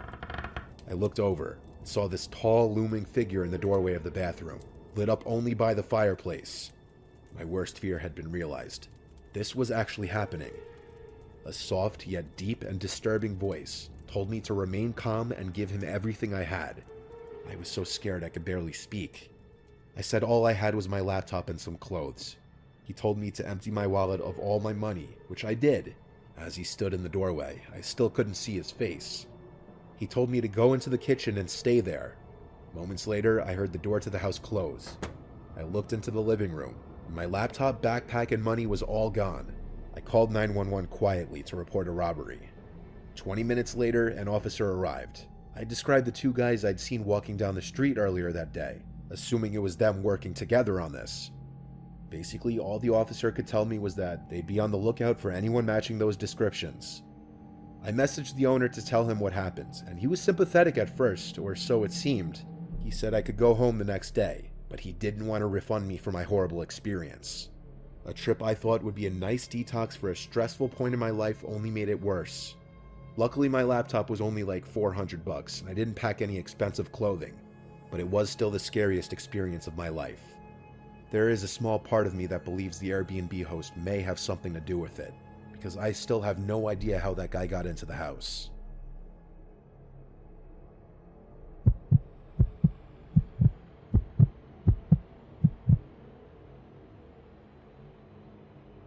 So a few years back, after some friends and I graduated high school, we celebrated in the White Mountains National Forest Reserve. We only lived 2 or so hours away, so it wasn't much of a hike. We all packed inside my friend Alexis's car. Also with us was my friend Rob, his girlfriend Stephanie, and our friend Kelly. Alexis's car was a Hyundai Accent, so a very small vehicle. We didn't pack much. We were headed to this Airbnb in Carroll, New Hampshire at the height of the summer. It was a gorgeous drive. Once we got to the house, it was just as depicted in the photos. Only the pictures didn't include the shambling-looking shed next to the house. It seemed like it had seen better years. I probably could have knocked it down myself. Alexis joked around that maybe some old, crazy guy lived in there, and that's why the place was so cheap. But we all laughed it off and unpacked our things. I'll be honest, I was really into Alexis, and I think she was into me, on account that she said we should share a bed. More so because the third bedroom had 2 doors leading to the outside and had a perfect view of that old shed. So she didn't want to sleep there, and she wouldn't let me. We both put our things in the living room and made the pull-out couch our bed. Not much happened the first night. A little later, we all sat in the hot tub in the garage/rec room. Alexis sat next to me, and we faced the woods, while Rob and his girlfriend were opposite of us. Rob's girlfriend couldn't step completely into the water on account of the stitches she just got. Stephanie and I were always good friends, and carried on with stories and joked about high school, sipping on our potentially illegally acquired booze. Kelly, on the other hand, was changing and not with us. Rob kicked my leg from under the water and winked, seeing how close Alexis was getting to me, but that wasn't too much of a deal. We tried to plan out our next day, and talked about hiking to Mount Washington and the Flume Gorge. After a good soak, I eased into bed with Alexis and we watched Rick and Morty for a while, until the clock struck 2 a.m. and we sat outside. The stargazing here was supposed to be amazing, and a bit later, Kelly tagged along with us. What happened next was hard to explain. In front of the house was this huge deck that we were sitting on. It was pitch black and no cars were around. More or less, we were in the middle of nowhere. No one really understands true silence, until you're away from cars or planes for that matter. The sky was brightly lit, purple, blue, full of stars. Kelly hushed me one time. Just a few feet away from the porch, she heard some crunching, as if something was approaching the deck. There was definitely something walking out there. I waved it off as a raccoon or fox, until the steps sounded heavy, and I looked at Alexis. The fear began to set in as I noticed her gaze was looking towards the old shed where the footsteps had began. Quickly, I ushered the girls into the cabin and locked all the doors. I tried to explain to them that it's still possibly an animal, especially if animals had taken over that old shed. Easily, both of them calmed down. Kelly walked back into her room, and I again laid down beside Alexis. The next morning, I woke up to Rob and his girlfriend cooking breakfast in the kitchen, which was just across the room from Alexis and I. We had a big day planned out, and we did quite a lot of hiking, with most of us forgetting what had transpired last night, other than Alexis. When we came back from hiking, Alexis suggested exploring the old shed that was beside the house. Now that it was daylight, nothing that bad could happen, right? And I'll be honest, I didn't want to, but I didn't want Alexis to think I was a wuss. We opened the screen door, investigating the first room. There was an old, rickety rocking chair. Seemed it might break if I tried to sit in it. The next door had one of those brass doorknobs, but it was rusted and dented.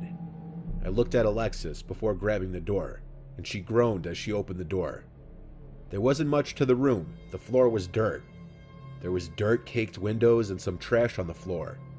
Alexis made a point that it smelt of cigarette smoke. It may have been the designated smoking spot in the Airbnb. We both shrugged it off and joined the others out back. Rob was starting a fire. Some typical conversation was going on. Rob poked fun at Alexis and I. The sun set and I turned off the floodlight out back to make the ambiance of our fire nicer. Some chuckles and stories are passed around, Rob and I boasting about our feats and whatnot. Then there grows a silence. That same crunching from last night is heard behind us, just against the tree line. Except it was faster, and headed in our direction. And just like that, there was a flash of green light lighting up the entirety of the backyard for just a moment. Whatever was running towards us halted, but my thoughts were ruptured by Stephanie's screams as she bolted towards the house. Behind us, a blood-curdling cry or yelp was heard, a deafening sound that at first we thought was a siren. I instantly stood up, yelling for everyone to get inside. Stephanie must have saw whatever it was that made that cry. In my bolt, I accidentally knocked over Kelly, who hadn't gathered the entire scene yet. I turned around to help her up. Rob was already halfway to the house. I ran to help Alexis gather our food items. Last thing we wanted if it was a bear for them to stay any longer. After that, I rushed Alexis to the back door, where Rob was waiting for us with some kind of bear spray. I already at this point had my Bowie knife out. I commanded him to go in, but he yelled at me to go in because he's got the range. The two of us saw this black mass walking along the outskirts of our fire. We didn't stay long enough to find out what it was. After meeting the girls in the living room, we called the police immediately. The officer reported to the house and looked all around with his flashlight, finding nothing. He clarified to us that the flash was due to lightning striking a nearby power line or transformer. As for the thing, he said it was likely a fisher cat or something. But Stephanie said that she saw a man, hunched over with a cloak or blanket hung over him. Needless to say, we didn't stay the next night over. The sheer paranoia of someone or something stalking us in the woods was reason enough. To say the least, we haven't returned to the mountains since. Who knows what's crawling around in those woods?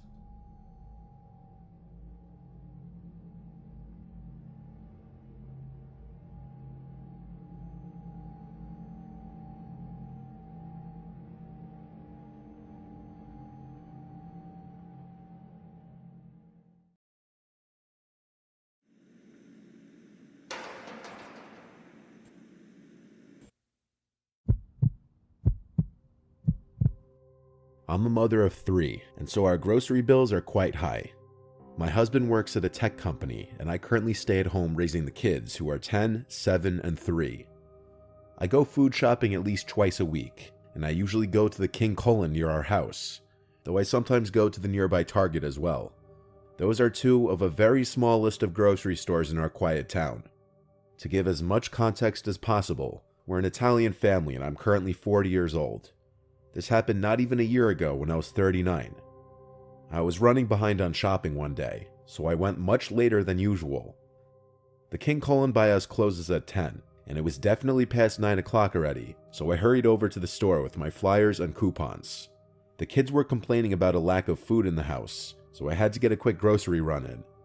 Most days I'd have to go shopping with my 3-year-old daughter Haley. Since it was late and my husband was home from work at this time, for once I was able to go shopping alone, which I consider a luxury. I got to the King Cullen, which was pretty void of people at this hour since it would soon be closing. I grabbed a cart and quickly started doing my laps down the aisles and grabbing whatever was on my list and whatever was on sale. I was in the cereal aisle when I got a tap on my shoulder, which startled me. I turned and saw a very tan man about my height with a baseball cap on, a black goatee, and a red zipper-up hoodie and jeans on. He laughed and apologized for startling me, and said that he'd been looking everywhere for a specific bag of chips that was in my cart, and he asked where I found them. I politely told him the aisle, and he said he checked but couldn't find it. So I actually led him exactly to where I found the chips. He thanked me with his awful breath, and I smiled and was about to walk back to my cart, but then he started making pointless conversation with me about why he liked those chips so much. Something silly like the ingredients or a lack of a specific ingredient. I kept trying to make it obvious that I was inching my way back to my cart. He wouldn't get the hint though. It was when he made a weird pause and then said, "Gosh, you're pretty," that I said thank you and that I had to get back to my shopping before they close. I went to my cart, but he followed me and kept talking to me. At this point, as politely as I could, I told him I really would just like to shop in peace. He finally seemed to get the hint and walked away, but for the rest of my time in the store that night, I kept seeing that man circling the aisles, and each time he walked past the aisle I was in, he'd slow down or even stop and just look down at me. I was getting increasingly uncomfortable and hurried up my shopping. When I was finally done, I went to the checkout, and as I emptied my cart, here comes red hoodie guy with a whole 2 or 3 items, and he waits on line right behind me. He doesn't say a word anymore, but I felt his gaze even through the back of my head. When I was done checking out, I pushed my cart away, and the man called out, "Have a good night, ma'am," and I ignored it. As I was unloading my car, I noticed the red hoodie guy in the parking lot looking at me as he walked to his car. He got into a junky-looking Honda that must have been like 30 years old. He didn't turn the car on though, he just sat in it. I finally finished loading my car, and so I got inside, started it, and began driving out of the parking lot. I looked in my rearview mirror a few times, and I didn't see any headlights behind me, so I felt safe to drive home. It wasn't until I pulled into the driveway and looked to my left down the street that I realized there was a car with its headlights off driving slowly down the street approaching our house. It pulled to the curb a few houses down. It looked to be that Honda from the parking lot. I went inside the house and called my husband's name. He came downstairs looking concerned, and I told him I was followed home by a creep. He hurried outside to the stoop, but by this time, the car was already gone. The following weekend, late at night when we were all in bed, we heard some shuffling around outside in the side yard. I shook my husband to go check what it was, and he went to slide the window open. He saw someone right below the window trying to open the side gate to the backyard, but after hearing the window slide open, the man looked up and started to run. My husband grabbed the baseball bat from under the bed and ran outside, and when he came back a minute later, he said he saw the car speeding down the street and he tried to chase after it. He perfectly described the shitty Honda that the red hoodie guy was driving. It was undoubtedly him. We phoned the police, and given the late hour, a police officer arrived to our house in under 5 minutes. I described the man and his car the best I could, and that was that. He never returned to our house, not after seeing my angry husband chasing his car on foot with a bat. It still remains uncomfortable that a creep like that knows where I live, though.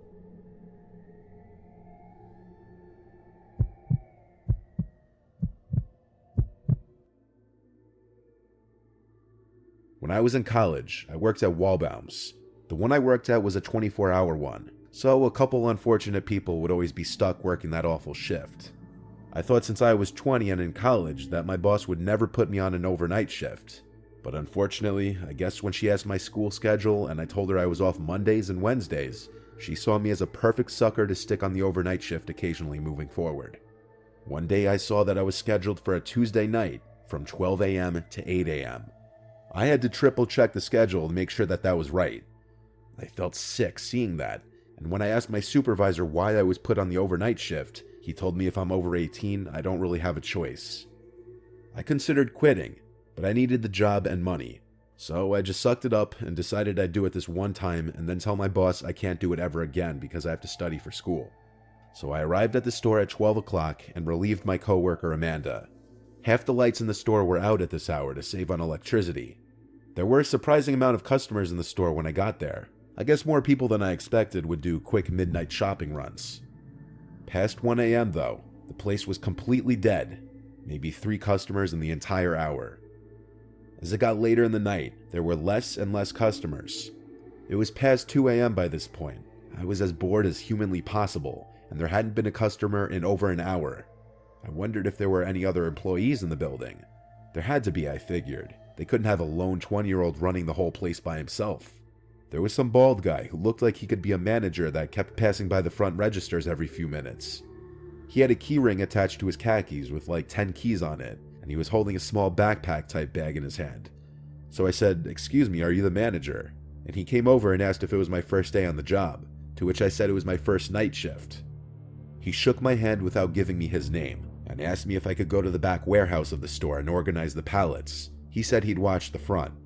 I didn't exactly know what that meant, but I'd figure it out. I walked towards the back of the store, and as I did, I saw him doing something to the entrance door of the store, like he was reaching for some switch on the side of it as if he were locking it. I made my way into the back warehouse where I saw a tall man who looked like he were 30 wearing a manager's vest that said Wallbaum's.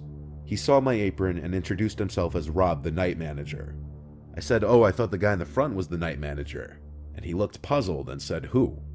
When I described that man from before, he asked me to show him who I was talking about because he was the only manager on duty. We didn't even make it out of the warehouse before all the lights in the store turned off. Rob told me to wait in the warehouse while he checks out what's going on. I watched as he walked through the warehouse doors into the darkness of the store, with the only light out there being from the lights of the dairy coolers that were still on. I sat on a box on a pallet, and was on my phone trying to text any of my friends who could have been awake about what was happening, when I heard a door from inside the warehouse opening. It was on the other side of the warehouse, separated by the freezer and dairy fridge. There were 2 ways in and out of the warehouse back into the store. I still sat there, now with my ears perked up, listening for any sounds, when I heard quiet, slow footsteps getting closer, followed by a voice saying, "Hey kid, you in here?" But it wasn't Rob's voice. It was that bald guy's voice. I hurried out the warehouse doors into the store, but quietly. I jogged to the front of the store looking for Rob, but I couldn't find him. I called out his name, nothing. I grabbed my jacket and tried to open the exit door, but it wouldn't open automatically. So I tried to physically open it, but it was locked. I heard footsteps approaching from behind me, and I turned and almost screamed, but I realized it was Rob the manager. He flicked some lever or something on the top right of the door and unlocked it, and he said in a panicked whisper to hurry and get outside. He followed behind me. We left the store and he got right on the phone with the police, and I heard his whole conversation. He said he believed an armed man locked himself into the wall bounce and was probably trying to rob the place. I told him to tell the police that I think he was coming to harm me in the warehouse, which he relayed to the operator. He told me I should go wait in my car or leave. I'm sure because he didn't want the store to be held liable for anything if something were to happen. I went and sat in my car and just watched for a little while, and within 10 minutes there were at least 4 police cars outside the store. They all went inside for a while, and I didn't see whatever was going on, so I left. I didn't quit after that, though. The next time I went into work, I was told all about what happened by my supervisor. The security footage showed that bald man circling the place, acting suspicious, checking if the coast were clear to do whatever he was planning to do after locking the doors. He cut the lights in the store, and the cameras showed him going straight to the warehouse where he told me to go. That's the scariest part to me, because if he were armed and robbing the place, he could have been on his way to put a gun to my head or something. The camera showed him leaving through the emergency exit in the warehouse way before the police arrived. In the end, I never worked an overnight shift again after talking to my boss, and I stayed at that job for another few months. I'm not sure if that man was ever identified.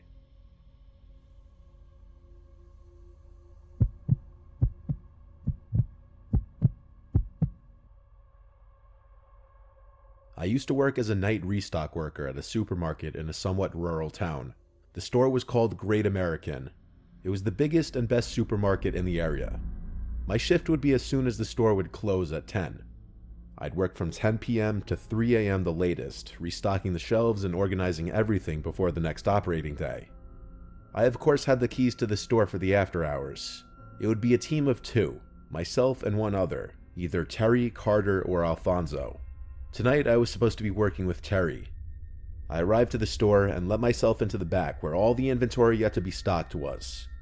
I started my work using the pallet jack to bring a whole pallet of boxes out to the shopping floor. I started with the bread and nuts aisle, rotating the older loaves in the front and putting the newer loaves in the back. Halfway through, I realized I hadn't seen Terry yet. I walked to the back area of the store where the inventory was, where we'd leave our belongings. He wasn't back there yet. I left the back door cracked open with a door stopper for him when he would show up. So I went back to work for another half hour, and with still no sign of Terry, I once again went to the back of the store. He wasn't in there, but I noticed the back door was shut. I assumed that meant Terry was here somewhere. I went to open the back door, and saw the door stopper was outside, which I thought was weird that he kicked it outside instead of bringing it in. I called Terry's name and it echoed through the room. He didn't call back, so I decided to call him. He picked up, sounding like he was in bed, and I asked him if he was at work.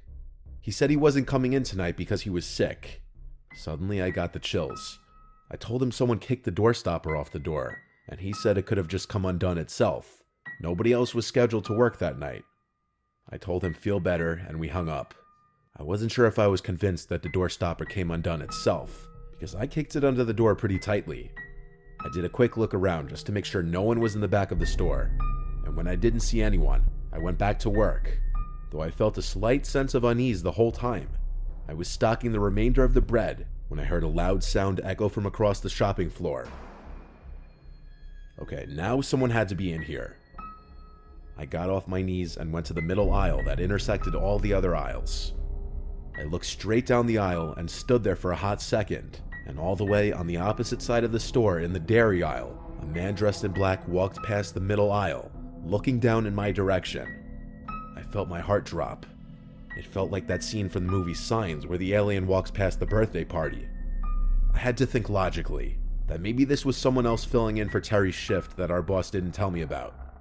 I started to speed walk down the center aisle and yelled "excuse me" very loudly. I looked to the left down every aisle I passed since he went towards the front of the store. In one of those aisles, he was waiting at the end of it, standing there fully facing my direction. When he saw me, he walked out of sight in the direction I was just coming from. I yelled "excuse me" again and started to run down that aisle to catch up to him. I didn't get a good look at his face yet. When I got to the front of the aisle by the cash registers, I looked down the direction he went, and I saw him all the way at the end by the bread aisle. Half his body was hidden behind the shelf. His mouth was hanging open.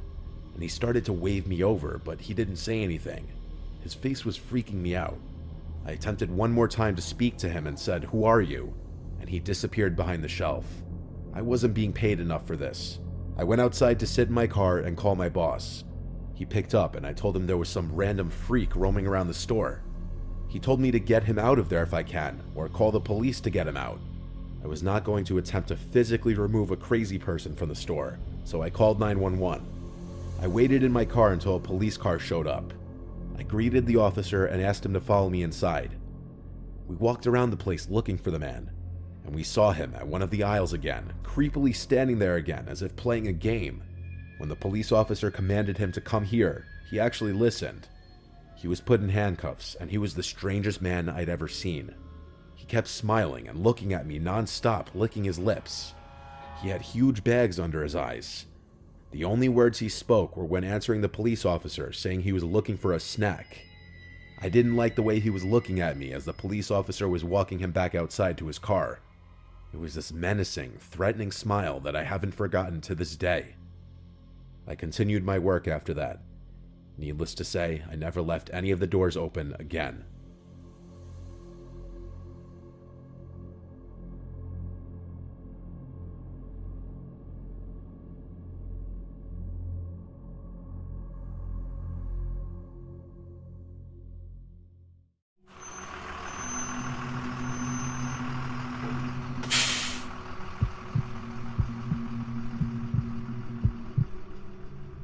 We took a field trip in middle school to a salt marsh in our town. It was for our science class to study marine life or something like that, I don't even remember. All I remember is we were in teams of 2, and our assignment was to take notes of certain things we could see through our binoculars. I was paired with my best friend Jordan. He and I were lagging behind the group because we wanted to sneak off and do our own thing. So when our teacher, Miss Stern, and the 2 other teachers on the trip with us were far enough away, we turned around on the path and went a different way. The whole salt marsh was just a large maze of wooden walkways built over the swampy waters. The trip was so mind-numbingly boring to us at our young age that we couldn't stand the assignment anymore. We went off to explore down the alternate walkway that we weren't supposed to go down. It had a big sign posted up saying something like, "Don't go down this way unless you work for the town." So guess what we did? Of course we went down this way. There was a lot of super tall grass everywhere, so we were well hidden from the teachers or the rest of the students. We walked for a while, till we passed this little shed-sized building that said "Do not enter" on the door. We tried the door handle, but it was locked, so we proceeded onward. The more we walked and the more turns we made, the more we realized this place was absolutely ginormous and a literal maze. There came a time where we agreed it was time to head back to the group, because we weren't having much more fun ourselves than we would be with the group. Plus, it was getting late and we'd been gone for a while, and we didn't want to get caught, so we started going back in what we thought was the right direction. But after apparently wrong turn after wrong turn, we admitted to each other that we were lost. Any sense of direction now was completely gone, and the sun was clearly starting to go down. Panic didn't set in just yet, but we were definitely worried. Time dragged on, and we couldn't find the damn path back to where we came from. We tried finding that little building that we had just passed as a sign that we were going in the right direction, but we couldn't. The tall, swampy marsh grass was taller than us and blocked sight of everything.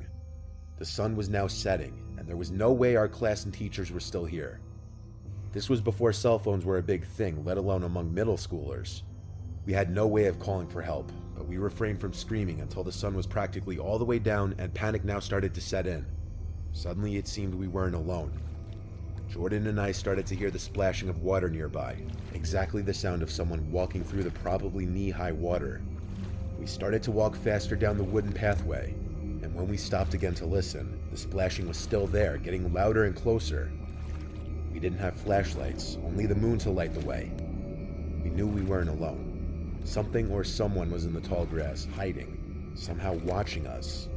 Jordan basically had a fuck it moment and went to the grass where the splashing was coming from, pushed a bunch of the giant pieces to the side, and then screamed like a little girl. I didn't see what he saw, but I didn't need to. I ran right behind him down the pathway until we both had to stop to catch our breaths. He saw a person hiding in the grass, though I already figured that before he even told me. We kept running and then stopping to catch our breaths until the sound of a helicopter overhead came closer. We saw it, flying over with a searchlight on. We started waving our hands in the air, and whether that helped or not, I don't know, but eventually the spotlight landed on us and stayed there. We expected the helicopter to lower and pick us up because we were idiot little kids, so when it just hovered there, we were confused. But what they were doing was showing where we were to the police search team that came looking for us, after our parents reported to the school that we never came home. We were eventually found by a bunch of police officers and led back to safety. We told them there was someone hiding in the marsh, stalking us, of course. Apparently Miss Stern either miscounted on the bus back to school, or she simply didn't do a head count at all, and the buses left without us. Either way, she messed up big time, and I'm surprised she wasn't fired. This was easily hands down the scariest night of my life, and it happened when I was so young, too.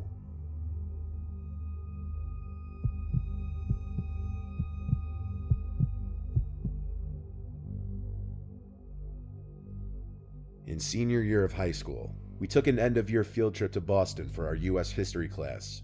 Part of our assignment was following the Freedom Trail and viewing historical sites like the Bunker Hill Monument. There were of course some teachers and volunteer chaperones on the trip, but between me and my two friends Sean and Matt, we were all 18, so we easily convinced one of the more chill teachers to just let us go off and do our own thing. So we strayed off into the city and just messed around having fun checking out the place. We checked out Boston Harbor, where we got food at some waterfront restaurant. Then we checked out the Quincy Market and some other historical landmarks. And then finally we ended up at this little cemetery called the Granary Burying Ground. This is where the horror to this story began. There were of course a few other people in this little cemetery besides the three of us. We weren't exactly that interested in it. We were just walking through it because it was basically one of the major things on the checklist of places that we were supposed to see. Anyway, there was this one guy who caught my attention. He was wearing this old-looking trench coat and a small top hat. It was definitely too warm out to be wearing a trench coat, I know that. He had a gray mustache too, but that's about all I really remember of his appearance. The reason I picked up on him was because he was looking right at me, just standing still. He wasn't walking along looking at the gravestones like everyone else. I said to my friends in a slight murmur, "Why is this guy looking at me?" as I walked past them, making sure they followed me out of there. As we got back to the street, I told them more loudly that I was being eyed down by some weird-looking old dude. Neither of them took notice, but I didn't want to go back to point the guy out, so we kept walking. We were supposed to meet everyone on the trip at the Quincy Market at 5, so we started making our way back there. A few minutes into our walk, I turned around for whatever reason to look behind me, and there he was again. That old man in the top hat not too far behind me. I noticed him through the crowd. He had on his same neutral, almost unhappy-looking face, his gray mustache covering most of his lips. And yes, it seemed like he was looking at me again. He wasn't even moving. I turned back to face forward and didn't see anything. If it happened again, I'd know something was up. And it did. At the Quincy Market, when we were about to meet with the rest of the group, I saw that man again, far away by a street corner, facing me. He almost blended in with the crowd if it weren't for his top hat. I ran up to Sean and Matt and pressed their shoulders to get them to turn around and look. I pointed at the corner that the man was at not even 10 seconds earlier, and he was gone. I told them that that creepy old dude that I mentioned from the burial ground seemed to be following us and kept looking at us, or at me specifically. I have zero clue where he could have went that quickly though. It didn't make sense. That night at the hotel, I was having a nightmare in which I was in my bedroom back at home, and I was hiding under my bed, and I could see feet coming closer to the bed until they stopped at the foot of the bed. And then the man in the top hat looked under the bed at me with his neutral blank expression on his face. I woke up only moments later to a loud thump in the hotel room. I had no idea what it was. I woke up Matt and Sean and the third guy who was in our hotel room, asking if any of them heard that. No one did but me. I still have no clue what that sound was. Years later, I was going through old photo albums with my grandparents around Christmas time, and I stopped on one page where there was a very familiar looking man in one of them. He was wearing a very similar, if not the exact same type of top hat as the man in Boston all those years ago. He also had the same gray mustache and neutral expression on his face. I asked my grandparents who it was, and they told me it was my grandma's father. Now, I'm not saying I saw my grandma's dead dad that day in Boston, but the resemblance was so uncanny that I'm almost positive my mind was playing tricks on me. That whole series of events still freaks me out to this day.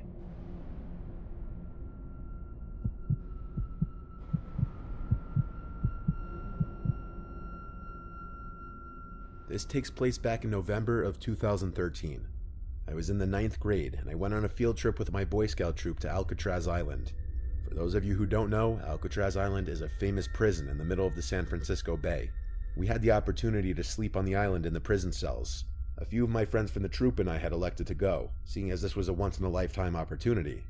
We arrived on a ferry around 2 p.m. or so. Our tour guide was telling us about the history of the island and how there were a couple of men who once managed to escape and tried to swim away, but they were never found. The common belief is that they drowned, which is very likely because not only is it a far swim, but San Francisco is very windy and the water from the bay is super cold, so hypothermia is also a likely cause of death. As the tour went along, my friends and I were joking around about how this place was haunted. To make things even more thrilling, our tour guide decided to wait until midnight to take us to the execution area in the hospital. My friends Ash, Steve, and I kept trying to scare each other every opportunity we got, like I hid behind one of the dark corners and popped out when Steve was approaching. Eventually we made our way to the execution room. Ash and I immediately picked up on how bad it smelled, but nobody else could smell anything, and the guide had said that the execution room hadn't been used in at least 100 years. Keep in mind that Alcatraz has been decommissioned since the 1960s, plus the bodies are taken away after execution, so the smell would only make sense if there were rotting corpses. Sure, there were some bloodstains, but they were like 100+ years old. Ash noted that it was weird that no one else could smell what we had smelt, and I joked around saying maybe some spirit is trying to freak us out or something. We went to the hospital next, and I could have sworn I heard some sort of whispering.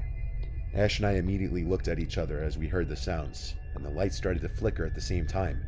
The guide told us that the lights always flickered, and then he started to explain how the mentally insane would usually come to the hospital and how there was once this crazy inmate who always would whisper when he spoke. It kind of paralleled us hearing those weird whispering sounds. Later on, a bunch of us played cards in the scout named Kevin's cell. It was definitely quite the experience to play cards in a prison cell, I must say. It was around 3 a.m. when Ash asked me to go with him to the bathroom. I agreed, so we made our way over there. I had finished before him, so I waited outside while Ash was finishing up. I had been waiting for him for a while, pacing back and forth, so I decided to go back into the bathroom and check on him. I could hear the sink running, accompanied by the paper towel dispenser. "Ash, are you almost done?" I asked. The moment I said that, the sink shut off, and I heard a slam from one of the stall doors closing. "Ash?" I called out. No response. My heart froze when the most disturbing sounding cackle I had ever heard in my life came from the stall that had just previously shut. I turned around to make a run for the outside of the bathroom. I screamed for Ash, yelling this isn't funny, and he replied from the other side of the door, "What are you talking about, dude?" He opened the door, but I didn't stay inside of there. I went back outside and told him what just happened. His jaw dropped, and he had the most worried look in his eyes. Then he asked me, "If you were in here this whole time, then what was that breathing I heard outside?" We both realized that something was seriously off. We sprinted out of the bathroom as fast as we could and made it back to the cells where everyone was asleep. We decided not to wake everyone and to just get some sleep. About an hour after falling asleep, I was awoken to the sensation of someone tapping my back. I scanned the room and saw nothing, but I knew I was not alone. With the slightest bit of vision in the dark, I saw something black in the corner of the cell. I let out a blood-curdling scream. My scoutmaster came over and asked me what the problem was. I didn't even know what to say. Needless to say, Alcatraz has a long history, and what my friend and I had experienced was nothing short of paranormal.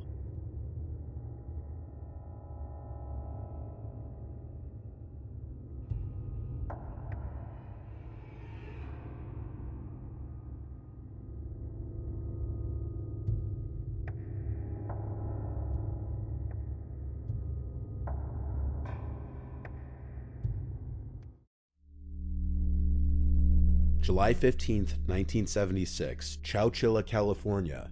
A day that the town would like to forget forever, yet remains a part of its history.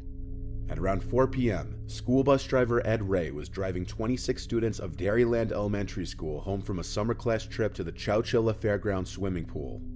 Ray was described as a humble rancher with a humble day job. Stocky, about 55 years old, a guy you would not want to pick a fight with, a guy who works with his hands and doesn't talk much. On this particular day, Ed's bus was rowdy, but the kids all loved him for his patience and reliability. The kids were all loud and excited after just having spent the afternoon swimming. Some of them were even singing, but when the bus turns onto Avenue 21, Ray sees a white Dodge van blocking the road with its door open. He tries to weave around the empty van when a guy in overalls with a pantyhose covering his face jumps out in front of the bus with a revolver. The man walks to the driver's side window and asks Ed, with no intimidation in his voice, "Would you open the door, please?" Ed opens it. Two more identically dressed figures jump in, one with a rifle which is quickly pointed at Ed. Everybody goes to the back of the bus. The one without a rifle starts to drive, and the one with the revolver hops in the van to follow them. They drive about a mile and park the bus in a bamboo thicket. The entire ride was apparently so silent that it added to the pure horror of it. The bus was hidden near the Chowchilla River, and 12 kids were ushered into the white van that was following the bus.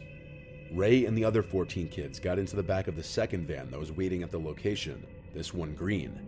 There was a partition separating the driver's seat to the back of the van, and all the windows were sealed. Ed and all the kids sat in the backs of these vans for 11 whole hours, in the pitch black and extreme heats, all the while scared for their lives, not knowing what was going to happen next. Some of the older kids started to sing songs to try to lighten the incredibly horrible setting and make the younger kids feel better, songs like If You're Happy and You Know It.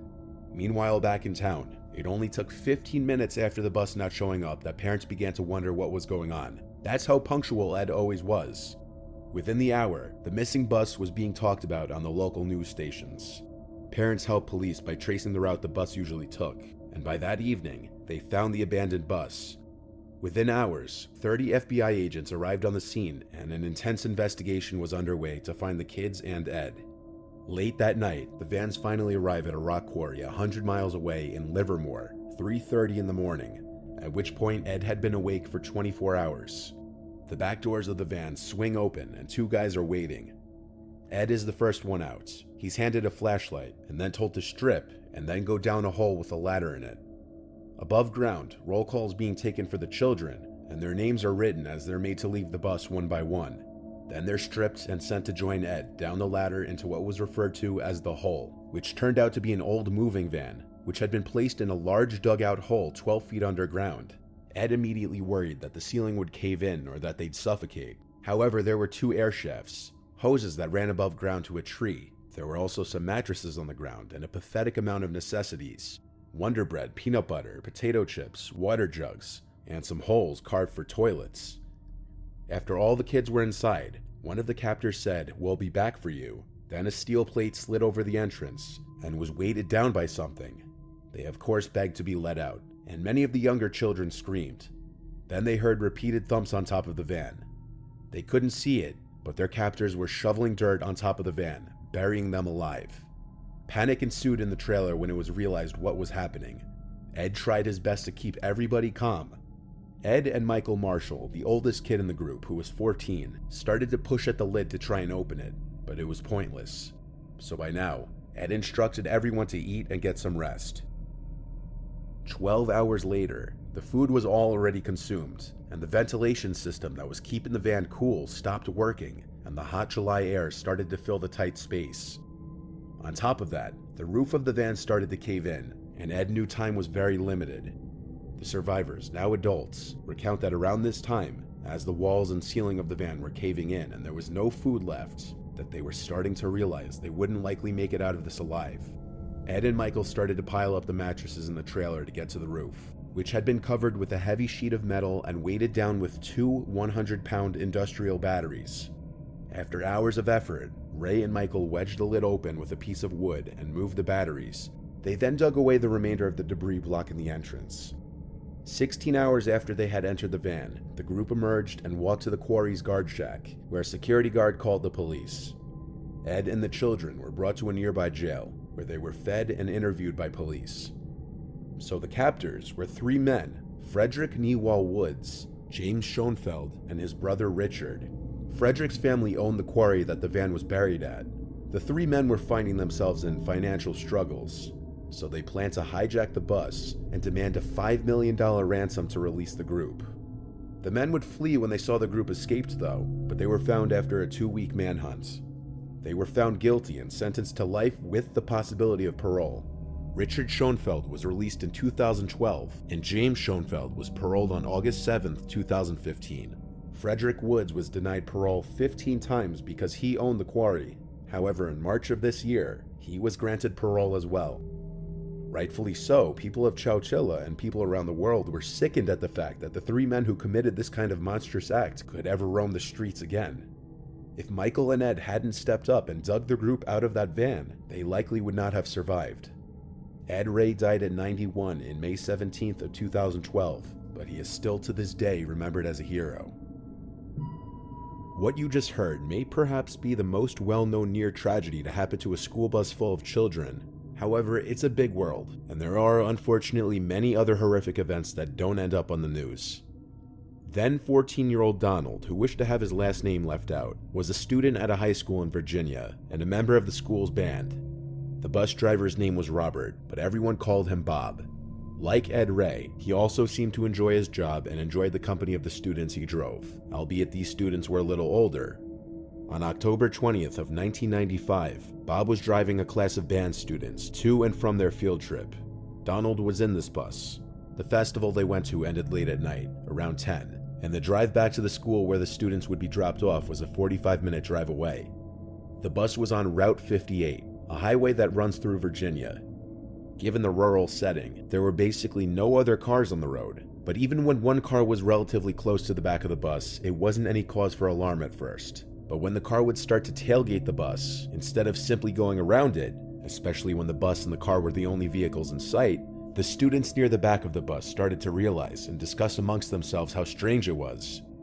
Bob the bus driver would switch into the left lane to get the driver off his ass, and all the kids watched as the car floored it past the bus in the right lane.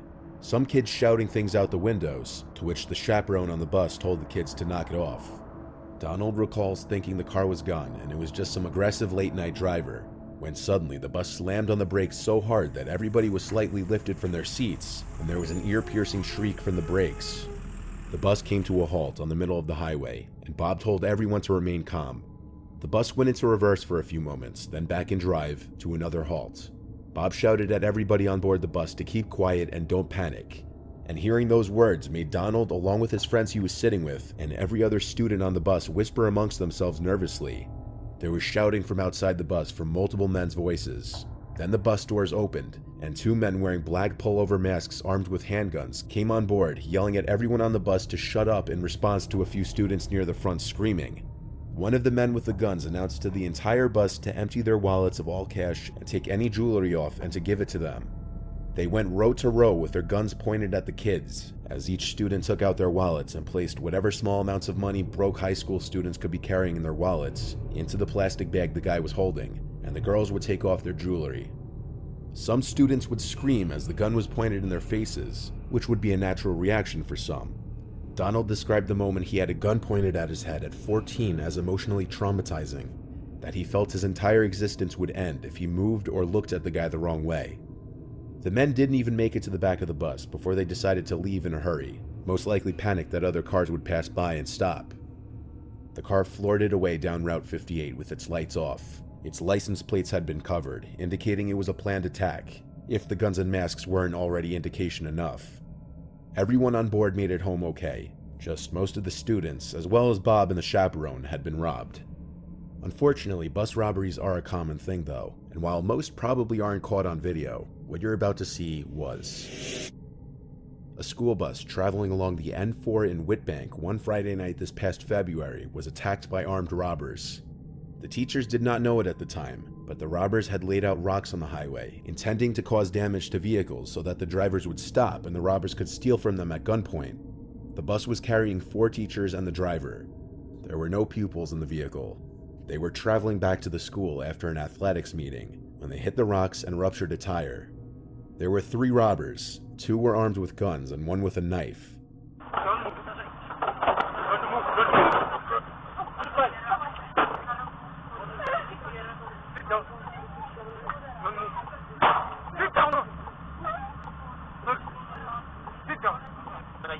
I need phone. Give me a phone. Why? Give me a phone. Where is that your gun? The assailants stole cell phones, cash, jewelry, and a smartwatch. The bus driver was hit in the face with a gun and sustained a minor jaw injury, but that was the only injury. The robbers then fled the scene, and eventually a tow truck later pulled over to assist. One of the teachers borrowed the tow truck driver's phone and called her fiancé, who notified the authorities. Police soon arrived, and an investigation began. The robbers have still not been identified.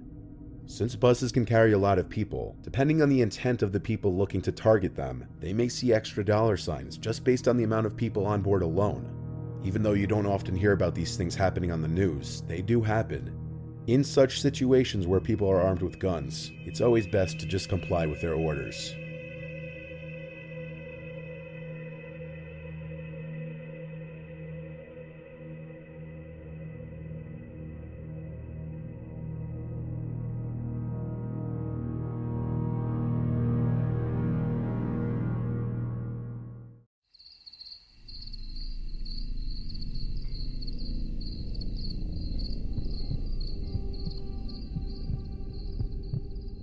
I've always enjoyed late night walks. There's something about the stillness that makes everything feel simpler. I'm a welder by trade, been doing it for over 40 years now. I live alone on a big farm, just me and my dog Bosley. The house is too large for one person, but I never had the heart to downsize after my wife Maria passed away.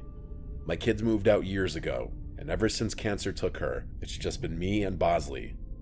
One night, after a long day in the shop, I decided to go for a walk. My property is pretty big, so just a single loop is usually enough to satisfy my craving. The air was cool, and Bosley trotted along beside me. Sometimes I think he likes me more than I like him. I've walked that loop hundreds of times, but as I was heading back toward the house, something caught my eye. I glanced up at the second-story window, the one that looks out from the bedroom Maria and I used to share. For a split second, I thought I saw something move. I stopped dead in my tracks, staring up at that window. There was no reason anyone should be in there. I hadn't been in that room in years, couldn't bring myself to. I felt my blood start to boil at the thought of some stranger breaking into my house. I wasn't going to stand for that. I rushed inside, my heart racing, and ran upstairs. The room was empty, just like I'd left it. No sign of anything out of place. I looked everywhere imaginable, but found nothing. Yes, I was pretty freaked out, but I was more angry than anything. I didn't take this kind of thing lightly. I figured I had just seen something that wasn't there. I stood there for a while, feeling foolish, but I couldn't shake the feeling that something had been there. The next night, I woke up to Bosley growling. He's a good dog, never barks unless there's something to bark at. I sat up in my bed, listening. That's when I heard creaking coming from upstairs. It could have just been the sounds of my old house, but my mind went directly to footsteps, which were coming from right above me. I'm sure you could guess which room is directly above mine. I debated grabbing my hunting rifle from downstairs, but didn't want to go that far. If it came down to it, I was fully confident that I could take whatever was up there hand to hand. I grabbed my flashlight and went to check. Again, nothing. The room was exactly the same, untouched. My anger was definitely starting to turn into anxiety at this point. Something didn't feel right in the house. The following night, I came downstairs to find the kitchen lights on. I know I turned them off before bed. I don't leave lights on. There was no question anymore. Someone was in my house. I started to panic. I called the police and told them I thought someone might be sneaking around. They came out, searched the house from top to bottom, but found nothing. They were nice about it, told me to call again if I needed them, but I could tell they didn't believe me. The next night was the worst by far. I couldn't sleep, so I decided to go upstairs and check the bedroom again. I don't know why. Maybe I thought it would settle my mind. But when I opened the door, I froze. There were clothes scattered all over the floor. Maria's clothes. I had packed them away after she died. Now they were everywhere. Something like this doesn't just happen randomly. And then I saw her. There was a woman standing in the doorway, just staring at me. I couldn't see her face clearly, but I could tell she wasn't Maria. She was too short. I don't know who she was, but she didn't belong there. I had never been so afraid in my life. Without thinking, I ran at her. She turned and bolted down the stairs and out the front door. By the time I got outside, she was gone. I searched the property with Bosley, but there was no trace of her. I didn't sleep that night. For months after that, I couldn't sleep. I was constantly on edge, convinced I heard footsteps upstairs at night. Every little noise set me off. I slept with my rifle next to my bed, terrified that I'd have to use it one night. Every little noise set me off. I debated calling my brother to come stay with me, but I wasn't going to do that. I was raised to always handle my own shit, so that's what I did. The nightmare didn't end though. One night, I was sitting in the living room, when I noticed a figure standing in the yard, looking straight at me through the window. It was her again. My heart felt like it stopped. I grabbed my hunting rifle and ran outside, Bosley close behind. She was still there, just a silhouette in the moonlight, watching me. I fired a few warning shots into the air, hoping to scare her off. That was enough to get her to turn and run into the darkness, but it's not like that made me feel any better. I was literally being tormented by some random woman who was probably homeless. I couldn't even imagine why this was happening to me. I stood there for a long time, waiting to see if she'd come back. She never did. I haven't seen her since, but I know it's only a matter of time. I'm fully prepared to defend myself, but I don't think living in perpetual anxiety like this is sustainable. Thank God for Bosley. I have no idea what I'd do without him. I'll send an update if anything happens.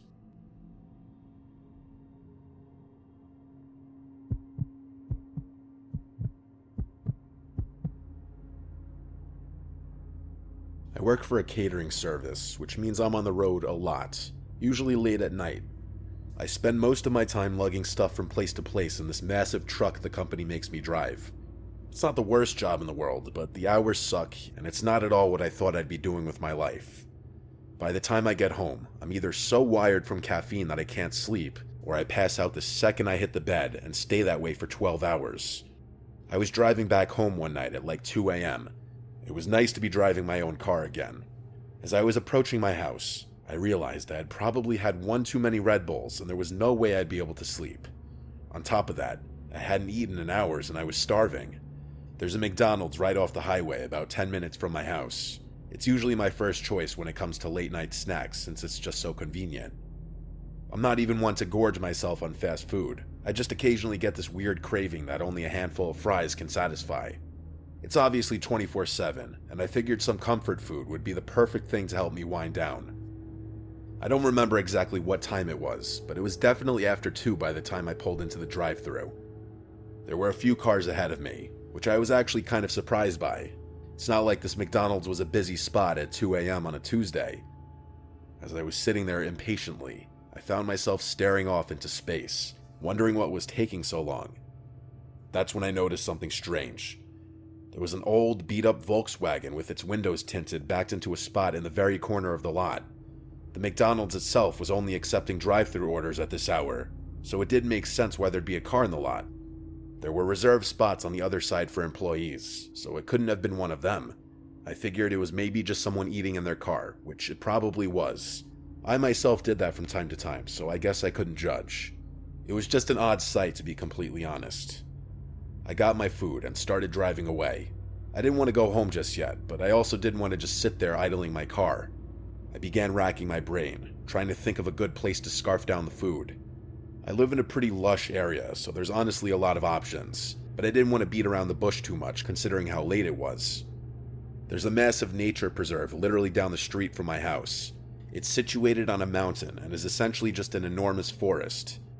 The kicker is that there's a scenic lookout point at the peak with a view of the city. There's a road that loops around the perimeter of the preserve and will take you right to the peak, which is nice during the day. After the preserve closes, though, the road is inaccessible to cars, but still a convenient path to get to the peak without having to walk through any woods. I used to go there with my friends from high school all the time. It was kind of a default spot when we wanted to be outside. We'd hang out, talk, smoke, or just appreciate the view.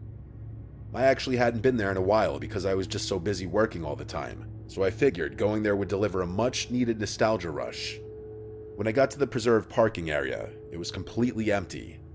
I say parking area because it wasn't a traditional parking lot with spaces for cars, but rather a big patch of gravel that veered off from one of the roads that ran past the preserve's border. Like I said, the actual preserve was closed, meaning I'd have to walk all the way up to the lookout spot from outside. Before I could even turn off the engine, I saw headlights pulling into the lot. That was unsettling enough on its own. Who else would be here at 2 a.m.? And then I realized what I was looking at. It was that same Volkswagen from the McDonald's parking lot. I was 100% certain of it. I parked a little ways away, and the engine cut off. I felt the unease start to pour in. What were the odds of that happening naturally? Had they followed me? My window was partially rolled down, and as far as I could tell, there was no music coming from that car, or at least none that I could hear. After nothing happened for a good minute or so, my fear started to fade. They were probably doing the same thing I was, out for some fresh air or a smoke. It's a pretty popular spot for that kind of thing, but I was just so weirded out considering how late it was. I couldn't shake the feeling that something was off, even though I concluded that it was just one of those unexplainable coincidences. I sat there for a minute, debating if I should just go home. I didn't want to leave, but I didn't want to be alone either. I picked up my phone and FaceTimed one of my close friends who lived a few minutes away. I told myself that if he didn't pick up, I'd just eat my food in the car and drive home. He was actually awake though, which I was a little surprised by. He said he had been up writing a paper. I convinced him to swing by and hang out for a bit. He was down. He said he'd be there in 10. While I waited, I kept my eyes on the Volkswagen. It still hadn't moved. I tried to shake it off, telling myself I was being paranoid. When Sebastian finally pulled into the lot, I felt a lot better. We both got out of our cars and began walking up the path. Before the parking lot fully receded from view, I shot a glance backwards. The Volkswagen was still there, but I saw all 4 doors open at once. 4 guys stepped out. They just stood there for a few seconds, looking at each other. They weren't even talking, just looking around at each other. It was freaky. I nudged Sebastian, who realized what I was looking at. Before they could see us, we continued walking up the path so that the lot was obstructed from view. Alarm bells were going off in my head, but Sebastian didn't seem that concerned. He told me they were probably just going out to smoke. We kept walking, and by the time we got to the top, the city view was enough to take my mind off things. We always sat on this little rock wall that was supposed to keep people from wandering off the edge of the mountain. We sat there, eating and talking like we used to. It was nice. Of course, that nice feeling didn't last very long. We heard the sound of talking and laughter quickly approaching us. We turned around to see 3 guys walking towards us, sharing what looked like a blunt. They were acting friendly enough, which definitely calmed my nerves a little. Instead of finding their own spot, though, they walked right up to us like they wanted to start a conversation. The guy in the blunt was covered in tattoos and had a nose ring. He honestly looked pretty intimidating. He flashed half a smile before asking us if we wanted to smoke. We both said no, and one of the other guys laughed and called us pussies, to which Sebastian scoffed at. My curiosity got the better of me, and I blurted out a question about what they were doing at McDonald's. The guy holding the blunt dropped his smile instantly and narrowed his eyes, like he was caught off guard by my question. His 2 friends did the same, staring at us with cold expressions. They didn't say anything for an uncomfortably long time. That's when I remembered that there had been 4 guys in that car, not 3. One of them was missing. At that point, I was fully prepared to run. I knew Sebastian was thinking the same thing. Finally, the ringleader told us that he worked nights and that he had just gotten off. He pulled his hoodie up to reveal a McDonald's uniform, I think because he knew we wouldn't have believed him otherwise. He then went on to say he came to the spot every day after work to smoke with his friends. While that definitely calmed me down a bit, something about this situation was terribly off. I could tell Sebastian felt the same. We decided it was time to go. As we started walking down the path, Sebastian stopped and pointed into the trees. I followed his gaze and saw the 4th guy, half hidden in the darkness. He was holding something, but I couldn't make out what it was. I felt my heart start racing. The moment he saw us looking, he started moving. That's when we ran.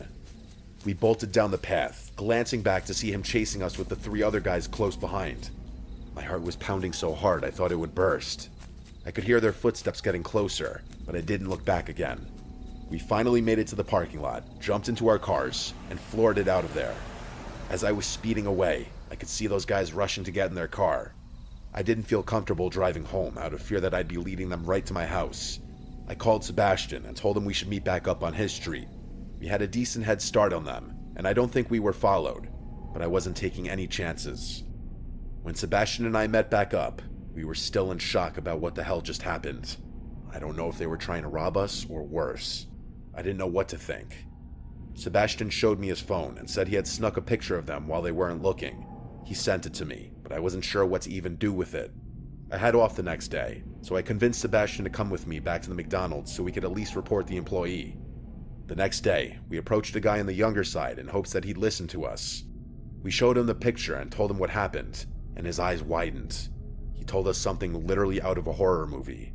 Apparently, That guy's girlfriend had also worked at that same McDonald's and had dumped him a few months ago. He didn't take it well and would harass her while she was working and stalk her after her shifts. He obviously got fired, but that didn't help. The police were involved shortly after, and there was a restraining order put in place. Apparently, he had been violating that restraining order because he was camping out in the parking lot. Sebastian and I were horrified. I have no idea why he'd decide to follow me, but it was clear that he was unhinged. I'm praying that the police catch him camping out in the parking lot, because then he'll actually be screwed. I just hope he doesn't recognize my car anywhere. It's only been a week, but I haven't been back to that McDonald's or the preserves since. Hopefully the police are able to do something, but that's out of my control.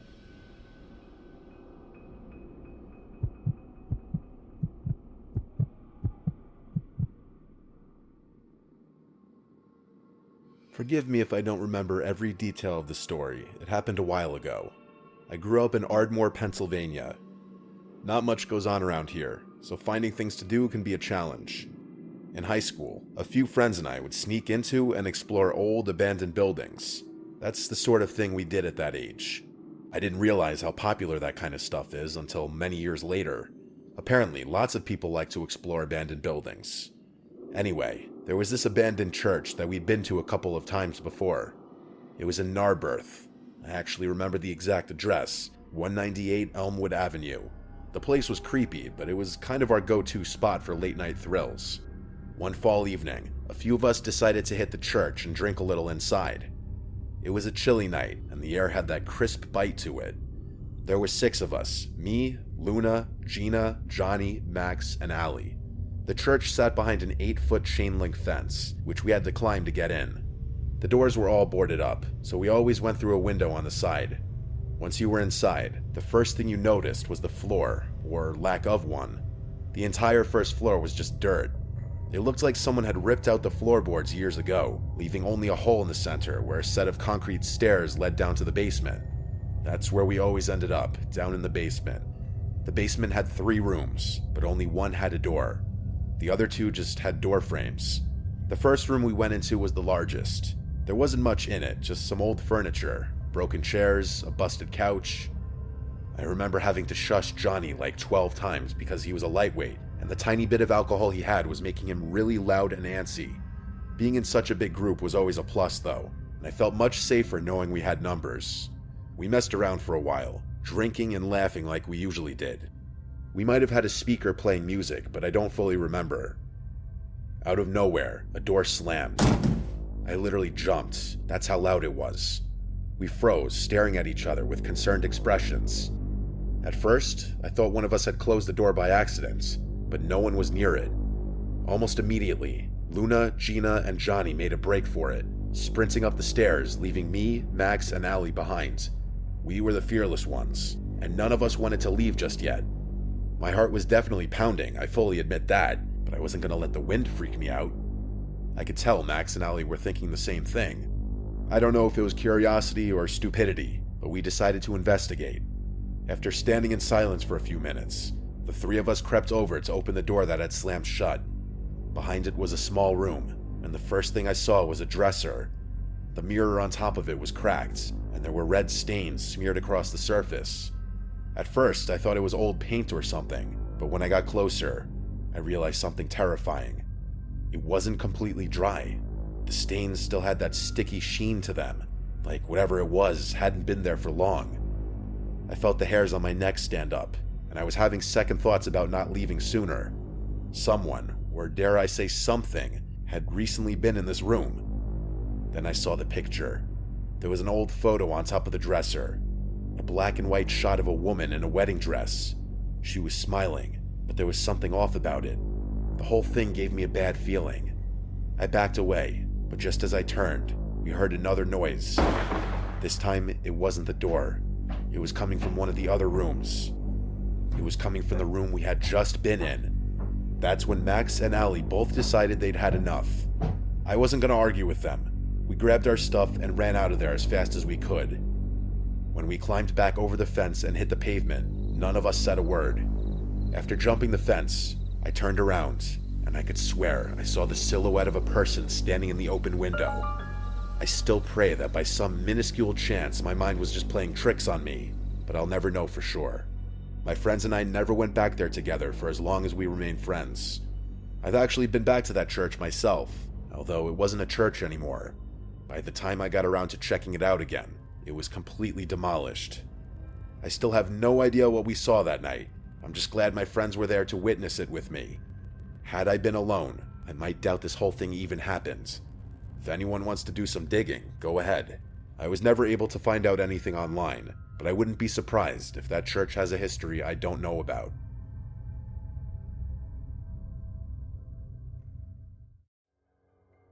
Halloween is the one night of the year where being scared is supposed to be good fun. However, amid all the harmless activities like trick-or-treating, sometimes genuinely frightening and disturbing things can happen.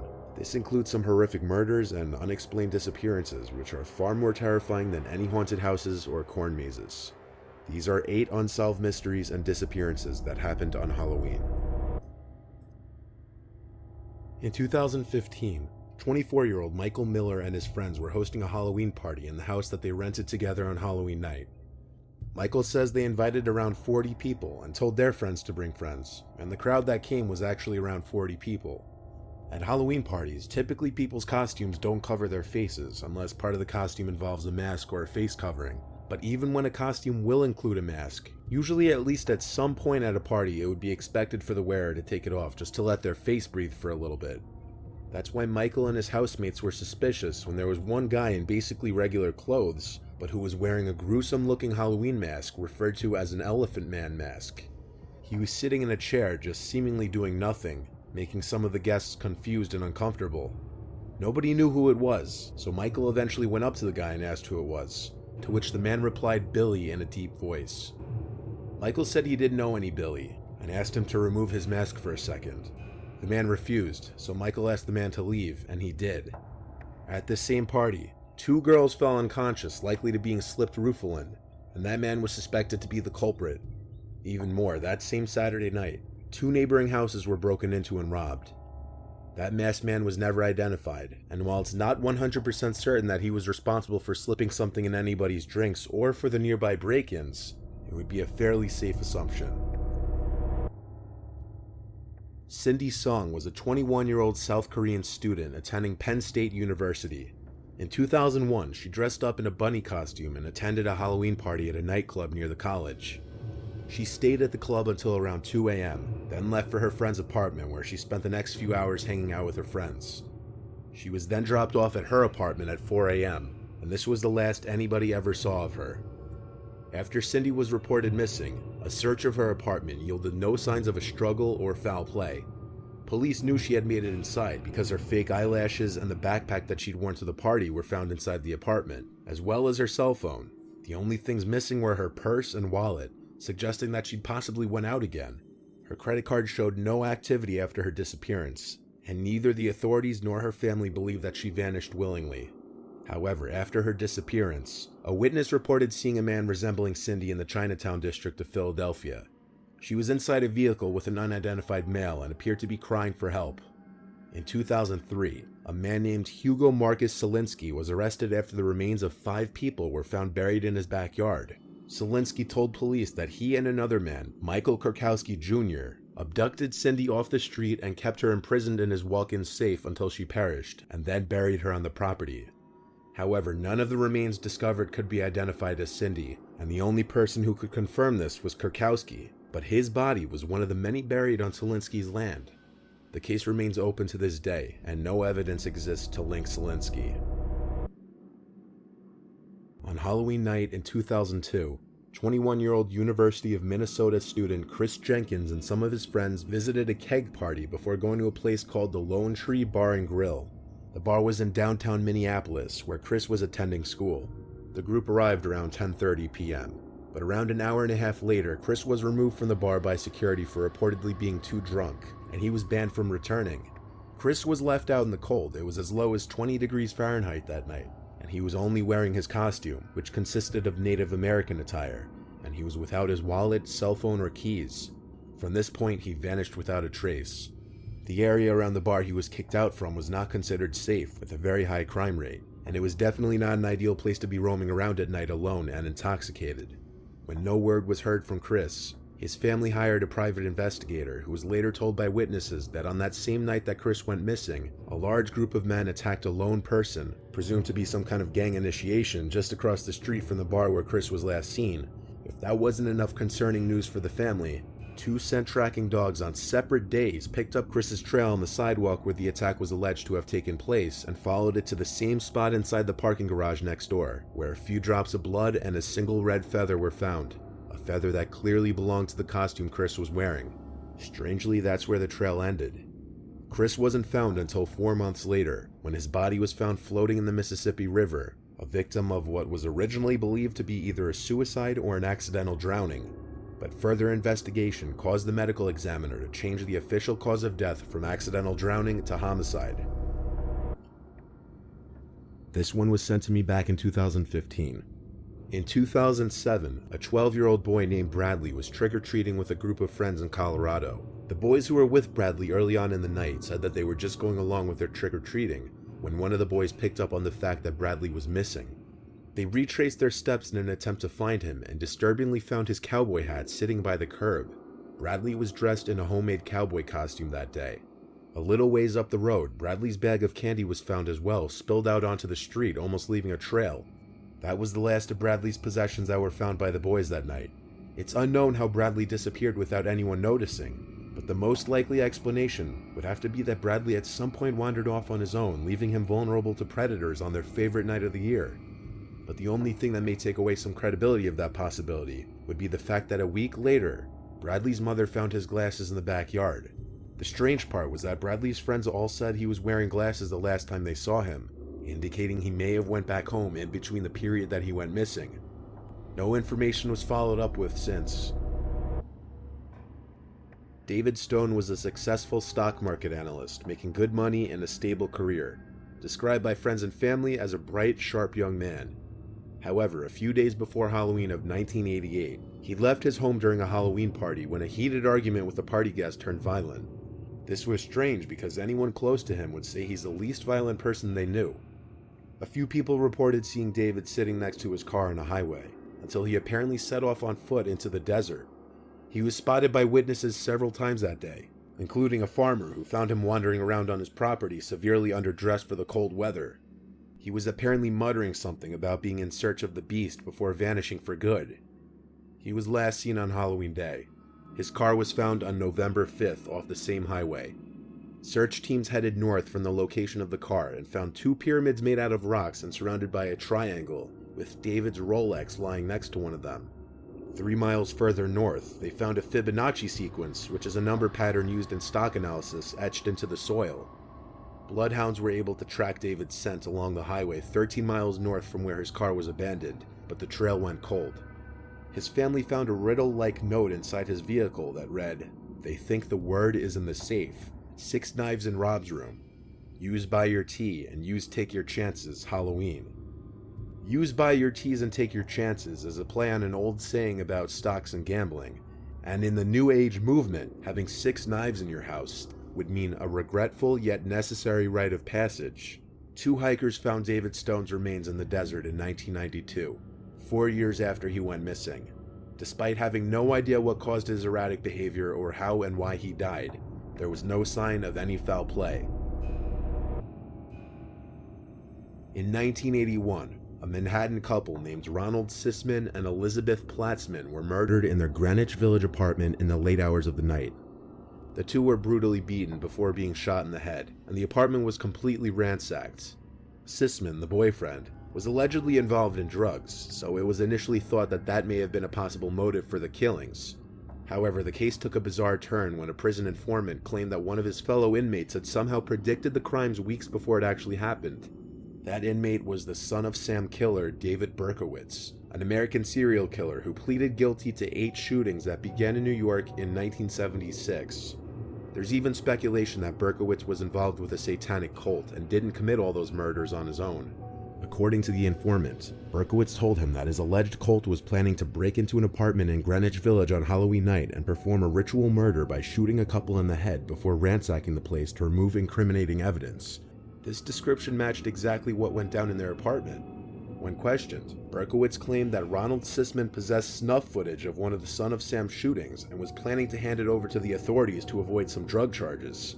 But to this day, no evidence was found to support Berkowitz's claims. Therefore, no one knows if the murders of Ronald and Elizabeth had anything to do with the Son of Sam case. It was Halloween night of 1996 when 40-year-old Veronica Safransky of Argyle, Minnesota went missing. Veronica attended a Halloween costume party with a friend at Mick's Bar and Grill in Warren, Minnesota a few nights before Halloween. Veronica's friend was unable to locate her inside the bar around midnight. However, witnesses told authorities that Veronica was seen with a man named Kevin Skirvin leaving the bar together. They left the venue in his black pickup truck with Oregon license plates. This was the last moment Veronica was seen. She was reported as a missing person later the next day, and later that year, a belt believed to be part of her costume was found along a country road not far away. An extensive search of the area didn't yield any evidence as to where she could be. Kevin Skirvin, the man she was seen leaving the bar with, had a history of sexual assault convictions, and he admitted to departing Mick's Bar and Grill with Veronica, but claimed that he did not know what happened to her afterwards.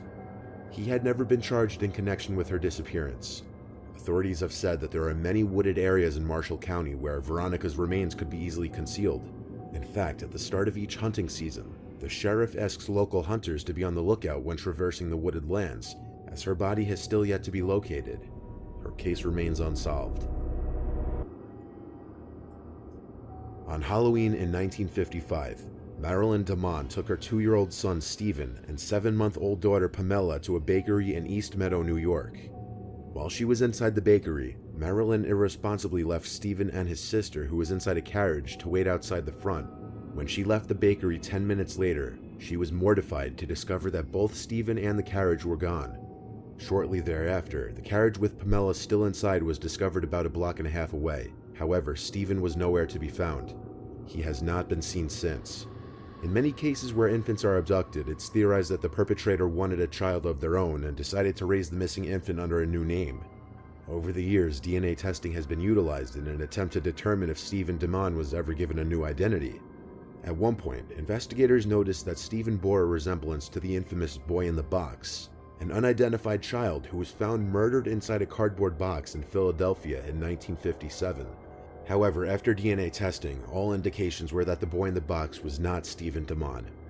In 2009, a Michigan man named John Barnes came forward, believing he might be Stephen, but some DNA testing also ruled this out. It's possible that an adult Stephen DeMond might be living another life somewhere under a different identity, unaware that he was once taken from his real family. It may also be a possibility that Stephen was murdered long ago, and his body was never found. Either way, his current whereabouts, dead or alive, continue to remain unknown, and at this point, will probably never be known.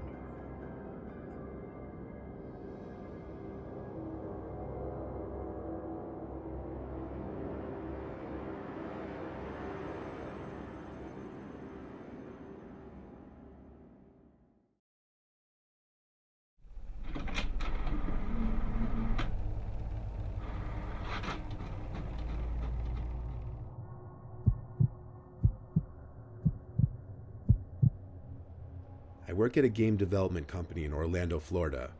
It was a stressful couple of weeks for me, and I was really pressed for time before a game's deadline, so I had to stay at the office late almost every night that week. It was a rainy Wednesday night of that week. It was completely pitch black outside, with the occasional strike of lightning lighting up the place, and the sound of the rain pouring on my office window was helping me concentrate on my coding. There was one other person in the office at this point, my coworker Chaz. He was finishing up on his work as well. He was also pressed for time on a strict deadline. By now it was easily between 8 and 9 o'clock, and Chaz knocked on my office door before telling me he was heading out. He asked if I was okay locking up the place, and I told him of course. Then he was off on his merry way. I heard the front door of our company's office slam shut behind him, and with that I was alone. Our entire office is in the shape of an L. The entrance is at one end, and my office is down the short line of the L, basically the corner office. I had to keep myself awake as I was starting to doze off, so I went down the hall to the kitchen to heat up some coffee. Just a little bit, enough to keep me going for another hour. I leaned on the counter by the coffee maker, waiting for it to heat up, when I heard this. The sound of a door closing. I peeked my head out into the hall to look and see if anyone was there. I called out, yielding no replies. The door sounded like one of the smaller private office doors, not the heavier front door to the entire office. I left the kitchen to walk down the 2 halls, trying all the doors, which were locked. Then I got to my little hall, and all 3 doors in this hall were shut, including mine. I left that door open 1000%, and there was no draft in here as all the windows were closed. I felt like someone had to still be in the office pranking me. I opened my office door with force, expecting someone to be in there jumping out at me, but no. My office was how I left it. The chair, my computer, everything. It was just a little odd to me that the door closed on its own because it had never done that, but I moved past it and continued my work. The rain continued to hit the window, and the lightning continued to strike about once every minute, startling me a few times actually. Some more time passed, and it was now getting very late to still be in the office. I was content with the progress I made, so I saved all of my work and began closing down my computer. I clicked the shutdown button, then turned off the screen.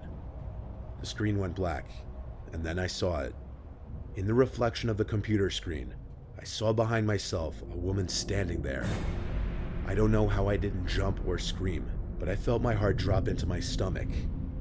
I didn't turn around. I just got up from my desk, calmly grabbed my bag, pretending not to have noticed, and walked to the door. I didn't look back to shut the door or anything. I walked down the hall until I thought I was far enough away. Then I booked it out the exit of the entire office. I then ran down the flight of stairs to the first floor, then out to my car in the rain. The whole time I was terrified I was being followed, or that she would grab me any second, whoever it was. Once I got in my car, I took a second to breathe. Then I looked up at the window to my office. The light was still on in there, and I'm quite sure I saw a small kink in the blinds, as if someone were on the other side looking down at me. I called one of my bosses, Miranda, at once, and she confirmed no one else should have been there. She said she'd call the night security guy and ask him to check the office. Luckily, I got to go the hell home. Later that night, Miranda called me and said the security guy was in the office but didn't see anyone. I told her what I saw one more time, and it freaked even her out. There's only one camera in our entire office, and it's at the end of the longer hall by the kitchen area. The camera footage never caught any woman walking around the office that night.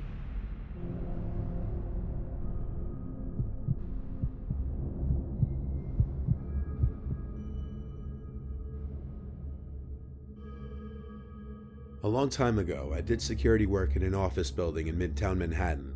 It was mid-November, so one of the offices was looking to start decorating their office space with Christmas decorations, which were held in the basement along with other storage. I usually stood in the lobby area of the building just as general security. It was usually an uneventful job for the most part.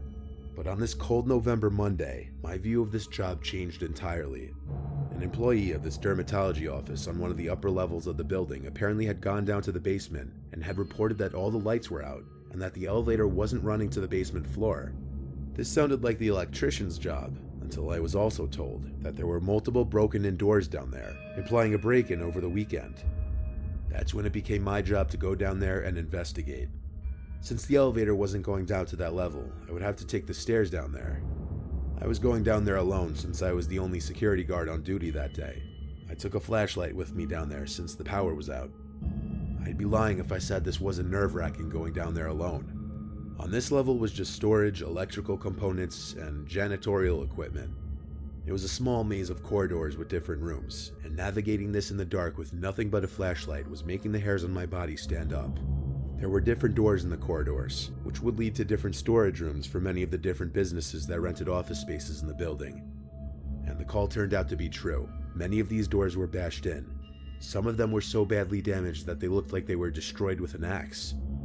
This was more serious than I thought.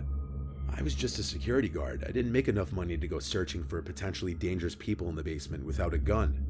I looked into each room with broken down doors, but each room still seemed to be full with supplies. I couldn't find any trace of theft, but someone clearly came down here with a purpose. I continued looking into the rooms, just peeking in for a second with my flashlight. Then I heard a slam elsewhere in the basement. And suddenly everything went dead silent. The basement noises I was hearing before, from whatever they may have been coming from, a boiler, the pipes, whatever it was, stopped. And I was now in a dead silent basement where I could hear every last sound. Every footstep I took now sounded 10 times louder. Someone was in the basement still, evident by that slam. It may have been another door. It may have been whatever caused the noises to stop. Stupidly, I called out, "Anyone here?" and my voice echoed down the corridor. I continued slowly back the way I came. I wasn't staying down there another moment. This was a job for NYPD at this point. I was almost to the stairs when I heard this heavy breathing coming up from around the final corner.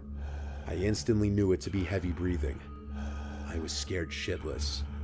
Why was I put in this situation? I turned off my flashlight and tiptoed just a little closer to look around the corner, and weirdly the breathing stopped. I said one hello, then turned the flashlight back on.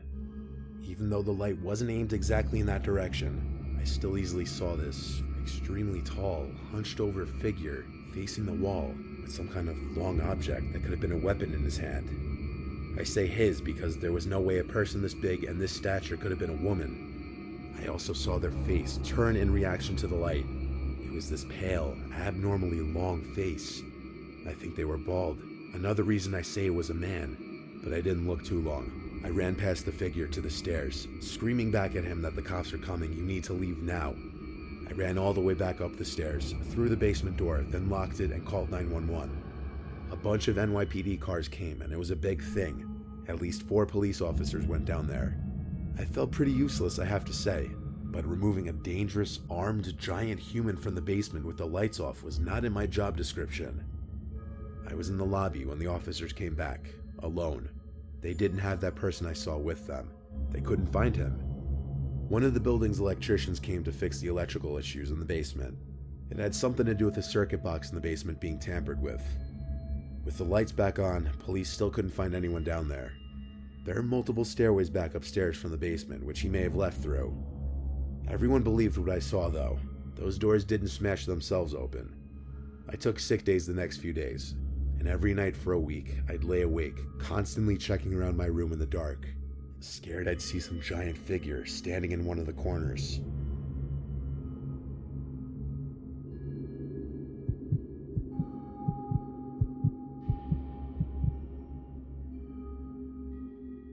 I held my first job ever in 2002, and I worked at a call center during the graveyard shift.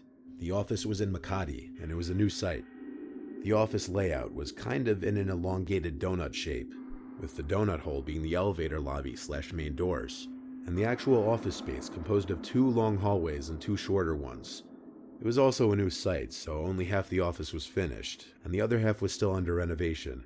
So one long half of the donut was a fully operational production floor with managers' offices and a pantry, while the other long half was reserved for things like conference rooms, the nurse's office, storage, other admin stuff, restrooms, etc. And it was all unfinished. The conference room still had concrete floors, and wires were still sticking out from sockets and all that. While the production half was nice and bright and well lit, as any call center should be, the other half was only partially lit. To make matters worse, the guards would turn off the lights completely on that side, since they figured nobody was using it anyway. As a result, people didn't really hang out on that side of the office, and if you needed to use the restroom, you just kinda had to make a mad dash to and from it. 2 weeks into production, and my teammate, who was obviously very sickly to begin with, had a terrible migraine, and I suggested that she tell our team leader about it so that she could take a break. TL then told her to go visit the nurse's office, located in the unfinished half of the office, something we figured out only because of the sign above the door that we see whenever we go to the restroom. I was to accompany her, so that's what we did. We walked to the nurse's office, but found that the door was locked and nobody was inside, even though the lights were on. The door was the type with one of those vertical window panels on it, so we peeked in to make sure nobody was in there. We saw all the medical equipment and a sick bed, a desk, basically everything you'd expect to find in there, except the nurse. Thinking maybe he or she just went on break, we decided we'll just come back later. After half an hour or so, we did go back, only to find that the light at the nurse's office was off. I remember us being pretty pissed off at the thought that maybe the shift nurse had gone home, but we checked the door anyway to see if maybe there would be a sign or note with the nurse's schedule or whatever. I don't know why I did it, but I tried the door handle despite being aware there was no light on, and I was able to open the door to find that there was no nurse's office, despite the sign above the door saying that that's where it was supposed to be. And yes, that was the only sign. We checked over and over to make sure it was the right room. We were sure it was the same room we visited earlier. But instead of a decked out clinic, we found a room with a small nightlight in an exposed socket that cast only enough light for us to see the walls and floors were concrete. There were no finishes, no beds, no cabinets, nothing. It's like we dreamed up the clinic we saw earlier. A guard approached us at that point, asking what we were doing poking around in an unfinished clinic. So we told him what happened, and he of course thought we were making it up. While we were kind of trying to convince him that we weren't lying, we all suddenly stopped talking when we felt the temperature just drop. We shivered, our hair stood on end. My heart started racing, and nobody could speak for a minute. Finally, my teammate burst into hysterical tears, and the guard then nervously shooed us away and locked the door to the supposed nurse's office. We were escorted back to our team's bay, and we explained what happened to our team leader. He pretty much just sat there stunned as he listened to us. Since my teammate wouldn't stop crying and was starting to hyperventilate very badly, they had to send her to Makati Med. The incident was never brought up again. If you're a fan of horror, which I know you are, then you'll love Shudder, which is a video streaming service catered specifically to horror fans. And what better time of year than right now to curl up on a chilly fall night and watch a good scary movie? Shudder has the biggest collection of any horror, thriller, or supernatural films that you could think of, and you can stream on all of your favorite devices. Shudder's also home to many exclusive original movies such as Prisoners of Ghostland featuring Nicolas Cage and Great White, a killer shark movie perfect for any Jaws fans. And you'll never find yourself running out of things to watch, as new films that'll keep you on the edge of your seat are added weekly. I personally have always been a big fan of found footage films like the Blair Witch Project, so it was great for me to see VHS 94 added recently, which is yet another exclusive to Shudder. So get started streaming the best horror, thriller, and supernatural content. Shudder's expertly curated collection includes must-see titles like Vicious Fun, The Mortuary Collection, and PG Psycho Gorman. Plus all the best horror documentaries and the hit Creepshow TV series from executive producer Greg Nicotero of The Walking Dead. To try Shudder free for 30 days, go to shudder.com and use promo code NIGHTMARE. Links in the description.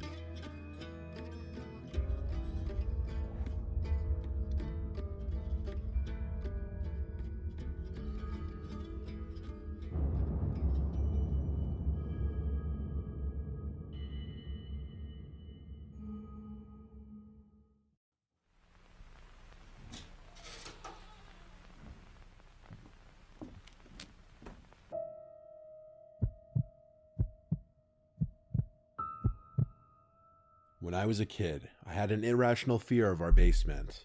Though, if I do say so myself, our basement was kind of scary for a kid. It was a pretty big basement. There was an L-shaped couch right in the middle of the basement that sat right in front of a wooden support column. In front of the couch was the big old box TV we had down there, which had all of our video game consoles plugged into. The layout of the basement was set up as a big circle that went around the couch basically.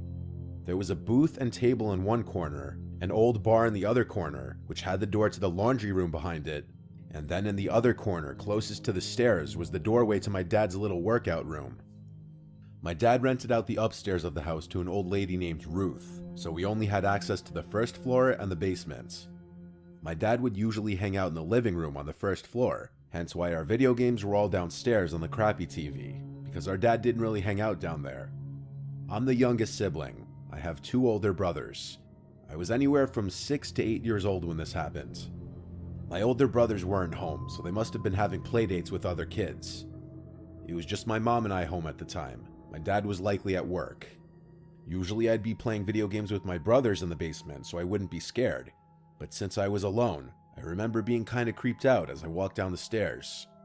That basement door sucked because it wouldn't stay open. By default, it would just slowly creep shut unless something was propped in front of the door to keep it open. So it just made me feel even more isolated from the upstairs and my mom. I was playing whatever old video games I was into at the time, alone on that gray fluffy couch. Any little sound in the basement would make me pause my game and look in whatever direction I heard it. There would always be creepy sounds that would come from the laundry room, and even though I grew to expect them, they'd still sometimes creep me out. They were usually familiar sounds though, and so when I heard an unusual sound come from inside the laundry room, I paused my game. It wasn't the sound of the laundry machine or the boiler clacking. It was the sound of something dropping to the floor and bouncing once or twice. I remember jumping off the couch and running upstairs to find my mom, saying there's someone in the basement. And I remember my mom's calm reaction, asking me what happens, and then explaining to me that nobody is down there. To make me feel better, she went back down to the basement with me, and she opened the door to the laundry room, turned on the light, and looked inside for a few seconds. Then she shut the door and said there's no one in there. So naturally I felt better, and she went back upstairs, and I went back to playing video games. I can't remember how much time passed before I went back upstairs to eat a snack. My mom was already preparing dinner. I remember it being dark out now, which only added to my fear of the basement. The basement had 2 small windows, which did allow some light in during the day, so at night it was just completely pitch black down there. I did end up going back down there though, and then eventually I heard the sound of the heater in the laundry room turn on, only it was extremely loud. I turned around and noticed the laundry room door was now open. I got off the couch and slowly walked to the laundry room door. It was pitch black inside of there. I was scared to turn on the light. I just wanted to shut the door. I gathered up enough courage to run at the door and slam it shut and then run back to the couch. For some reason, I just felt safer on the couch. I guess for whatever reason, I didn't once think that it was strange that the door was magically open now, even after my mom had closed it earlier. The next thing I remember was hearing a man's voice from behind me, and at first, my brain didn't register what the fuck I just heard. It didn't seem real at first.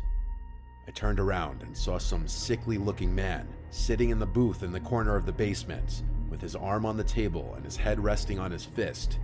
He said, "My God, how you've grown." I was frozen stiff. I couldn't even scream. I just looked at the man in the corner with my mouth hanging open, twitching. He slowly stood up in this crooked, hunched over posture, and it seemed like he was slowly starting to walk towards me as he said, "Your mother won't let me see you guys." I finally was able to scream, and I just bolted for the stairs. I was screaming "Mom" the whole way up to the kitchen. I slammed the basement door and locked it. I screamed and cried to my mom that there's a man downstairs. I saw the look in her face, and she was petrified.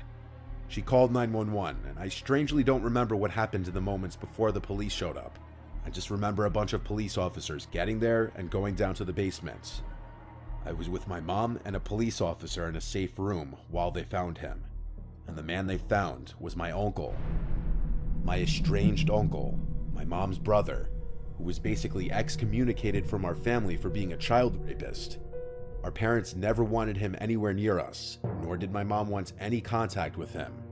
He broke into the house and had been hiding in the basement for God knows how long. I didn't even know his face, as the last time I'd seen him I was a baby. I haven't seen him since then. He went back to prison for another 4 years for another sex crime. We don't know where he is now.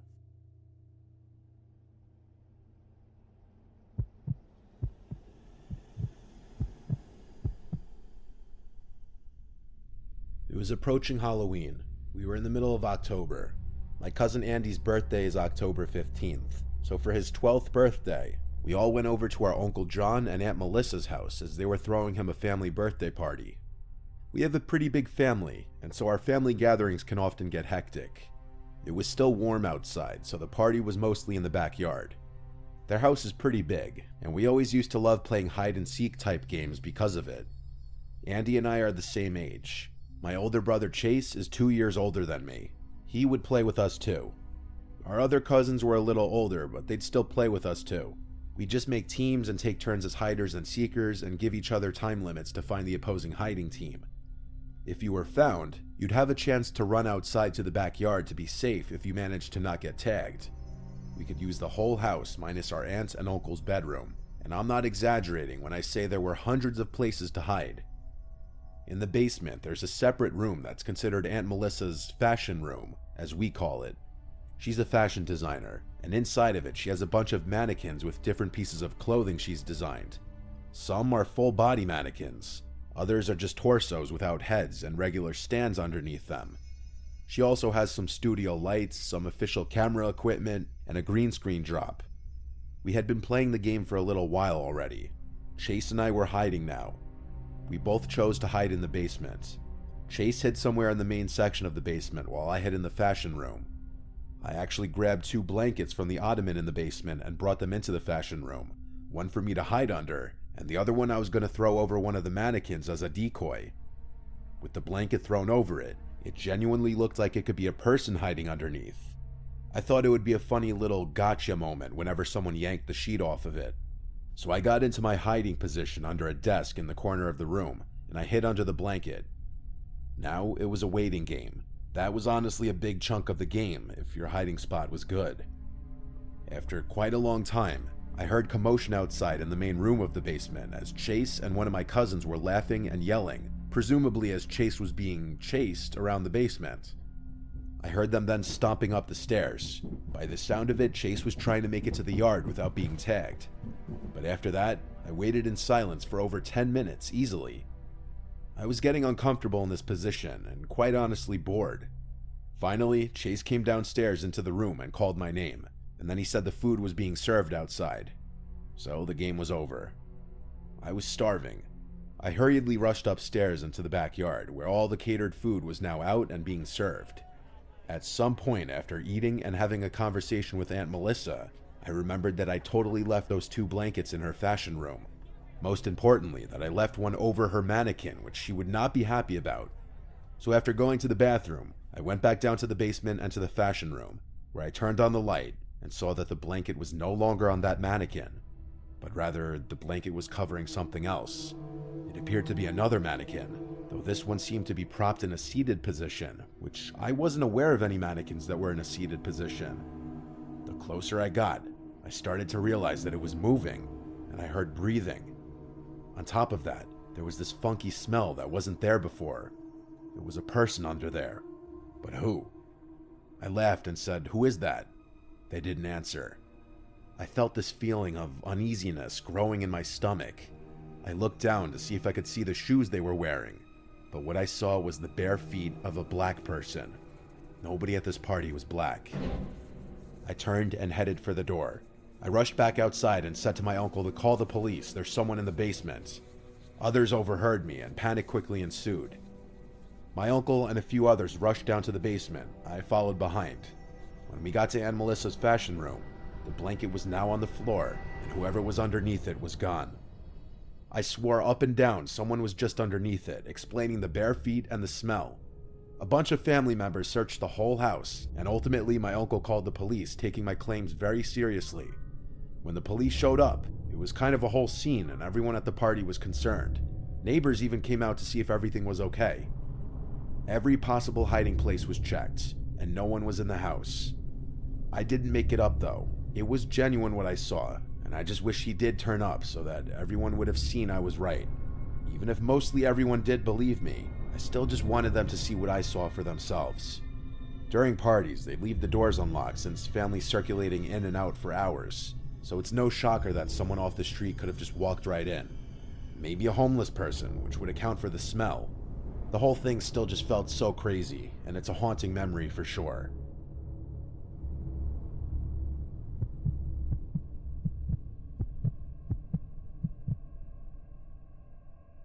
This story takes place when I was 9 years old. I'm now almost 25. I was at my great-grandfather's house in Idaho during Christmas break, visiting family and whatnot. This was also the first year my mom's boyfriend came with us because my parents had divorced the summer before.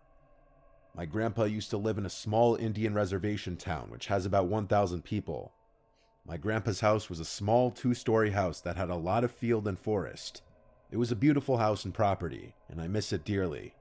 Anyway, about a day after we got there, my aunt, uncle, and cousins who lived in the same town as us came and surprised us by driving 10 hours to visit with us as well after telling us they weren't going to be able to because of work. It was fun because at the time my cousins and I were close. One night, my uncle, my step-aunt, and my cousin, who lived just next door to my grandpa, came over and visited with everybody. The grown-ups started talking grown-up talk. So me and my cousins, Sam who was 9, Evan who was 12, and Kennedy who was 10, decided to go downstairs to the basement and play our monster game. The way this game was played is where Sam and Evan were monsters and they hid down in the basement with the lights completely off, and then Kennedy and I would have to find them. They would make noises so we could kind of have easy access to find them, but not fully. Then if we got near them, They would make monster noises and chase Kennedy and I, and we had to go back to the top of the stairs, which was our safe zone. I know it was a kind of stupid game thinking about it now, but at the time it was pretty scary, but really fun. Anyway, Sam and Evan went downstairs to hide, and they told us to wait 2 minutes before going down to start finding them. Kennedy and I waited upstairs for 2 minutes, and then we went downstairs to find Sam and Evan. Kennedy went down first, and we started looking for them. We just did our normal thing for this game. It was completely pitch black downstairs. The only light down there was the pellet stove and the moon shining through the window. Although we knew it was just our cousins hiding, it was still pretty scary just because it was pitch black and completely silent. About 5 minutes later, Sam and Evan jump out and scare us, and then they chased us. We go back upstairs and decided to play another round. We did our normal thing by waiting for 2 minutes, then heading downstairs. This time, I went first. As we went downstairs, we heard Evan or Sam hit the wall, which made me jump. We continued walking down, when I noticed a figure standing outside the window. I stopped walking and put my hand out to stop Kennedy. She got a little irritated and said, "Come on, why are you stopping?" I didn't say anything, but I pointed towards the window, showing her the figure. Kennedy noticed the figure, then she whispered, "Sam, Evan, we need you to stop the game. There's someone standing outside." Surprisingly, Sam responded to us. I figured he would have wanted to continue the game and not say anything. He said, "You guys are lying, you're just scared." I was starting to get upset because they wouldn't believe us. "Guys, seriously, look at the window above the TV."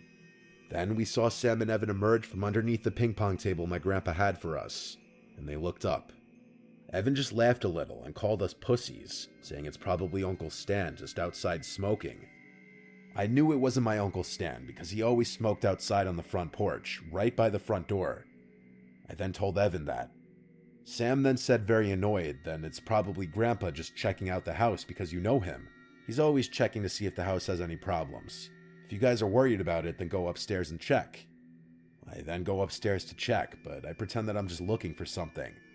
I go into the living room, and everyone I knew that was there were all in the living room. It wasn't my Uncle Stan, nor my grandpa, or anybody. Everyone was sitting in the living room. My stomach dropped. There was definitely someone out there. I didn't want to tell the adults because I was worried they wouldn't believe me. I go back downstairs as I'm shaking, and I tell them, "Guys, everyone's in the living room. No one is missing. There is someone out there." Sam and Evan finally realized this wasn't a joke, and their jokish facial expressions turned into scared expressions. Kennedy began to cry a little. I told her not to make too much noise. We all went to the top of the stairs to figure out what we should do. Of course, Sam and Evan were giving dumb ideas like shooting the guy or something. We didn't want to tell the adults, so we just stayed at the top for 5 minutes. Then we went back down. When we were back down, the figure was gone. We assumed that the figure just left and went their way. We decided we didn't want to play the game anymore, so we would just play ping pong instead. We turned the light onto the basement, and when they come on, we noticed the window was cracked open. I thought to myself, was the window cracked open this whole time? I looked towards the furniture, and my heart suddenly dropped. There was a man in his mid-40s, sitting in one of the sofa chairs, staring at us. We were so scared that we just stood there, frozen. The guy began smiling all creepy-like at us. He then began to stand, and then I yelled, "Run!" We ran up the stairs and slammed the door to the basement. Then we ran into the living room, crying to our family that there was a man downstairs. One of my uncles, who's a cop, went and grabbed one of my grandpa's guns and headed downstairs. My uncle came back up after a few minutes and said there was no one down there, so we assumed he climbed back out the window and ran. The adults believed us when we said there was someone down there because outside there were footprints in the snow, and they led to my grandpa's driveway. Nothing was stolen downstairs, so that was good. We were all so scared that we just sat with our moms and hugged them. That night when we went to bed, I was still afraid, so I slept in bed with my mom. My cousins and I haven't played that game since. My grandpa was pretty upset because he thought his windows couldn't be opened from the outside, but he was glad that my cousins and I weren't harmed. My grandfather passed away October of 2017, and I miss that guy dearly. But ever since that incident, I have always been afraid of going into any basement by myself, even as I've gotten older. Although I haven't been back to my grandpa's in almost a year, I still am scared of that basement, or any basement to this day.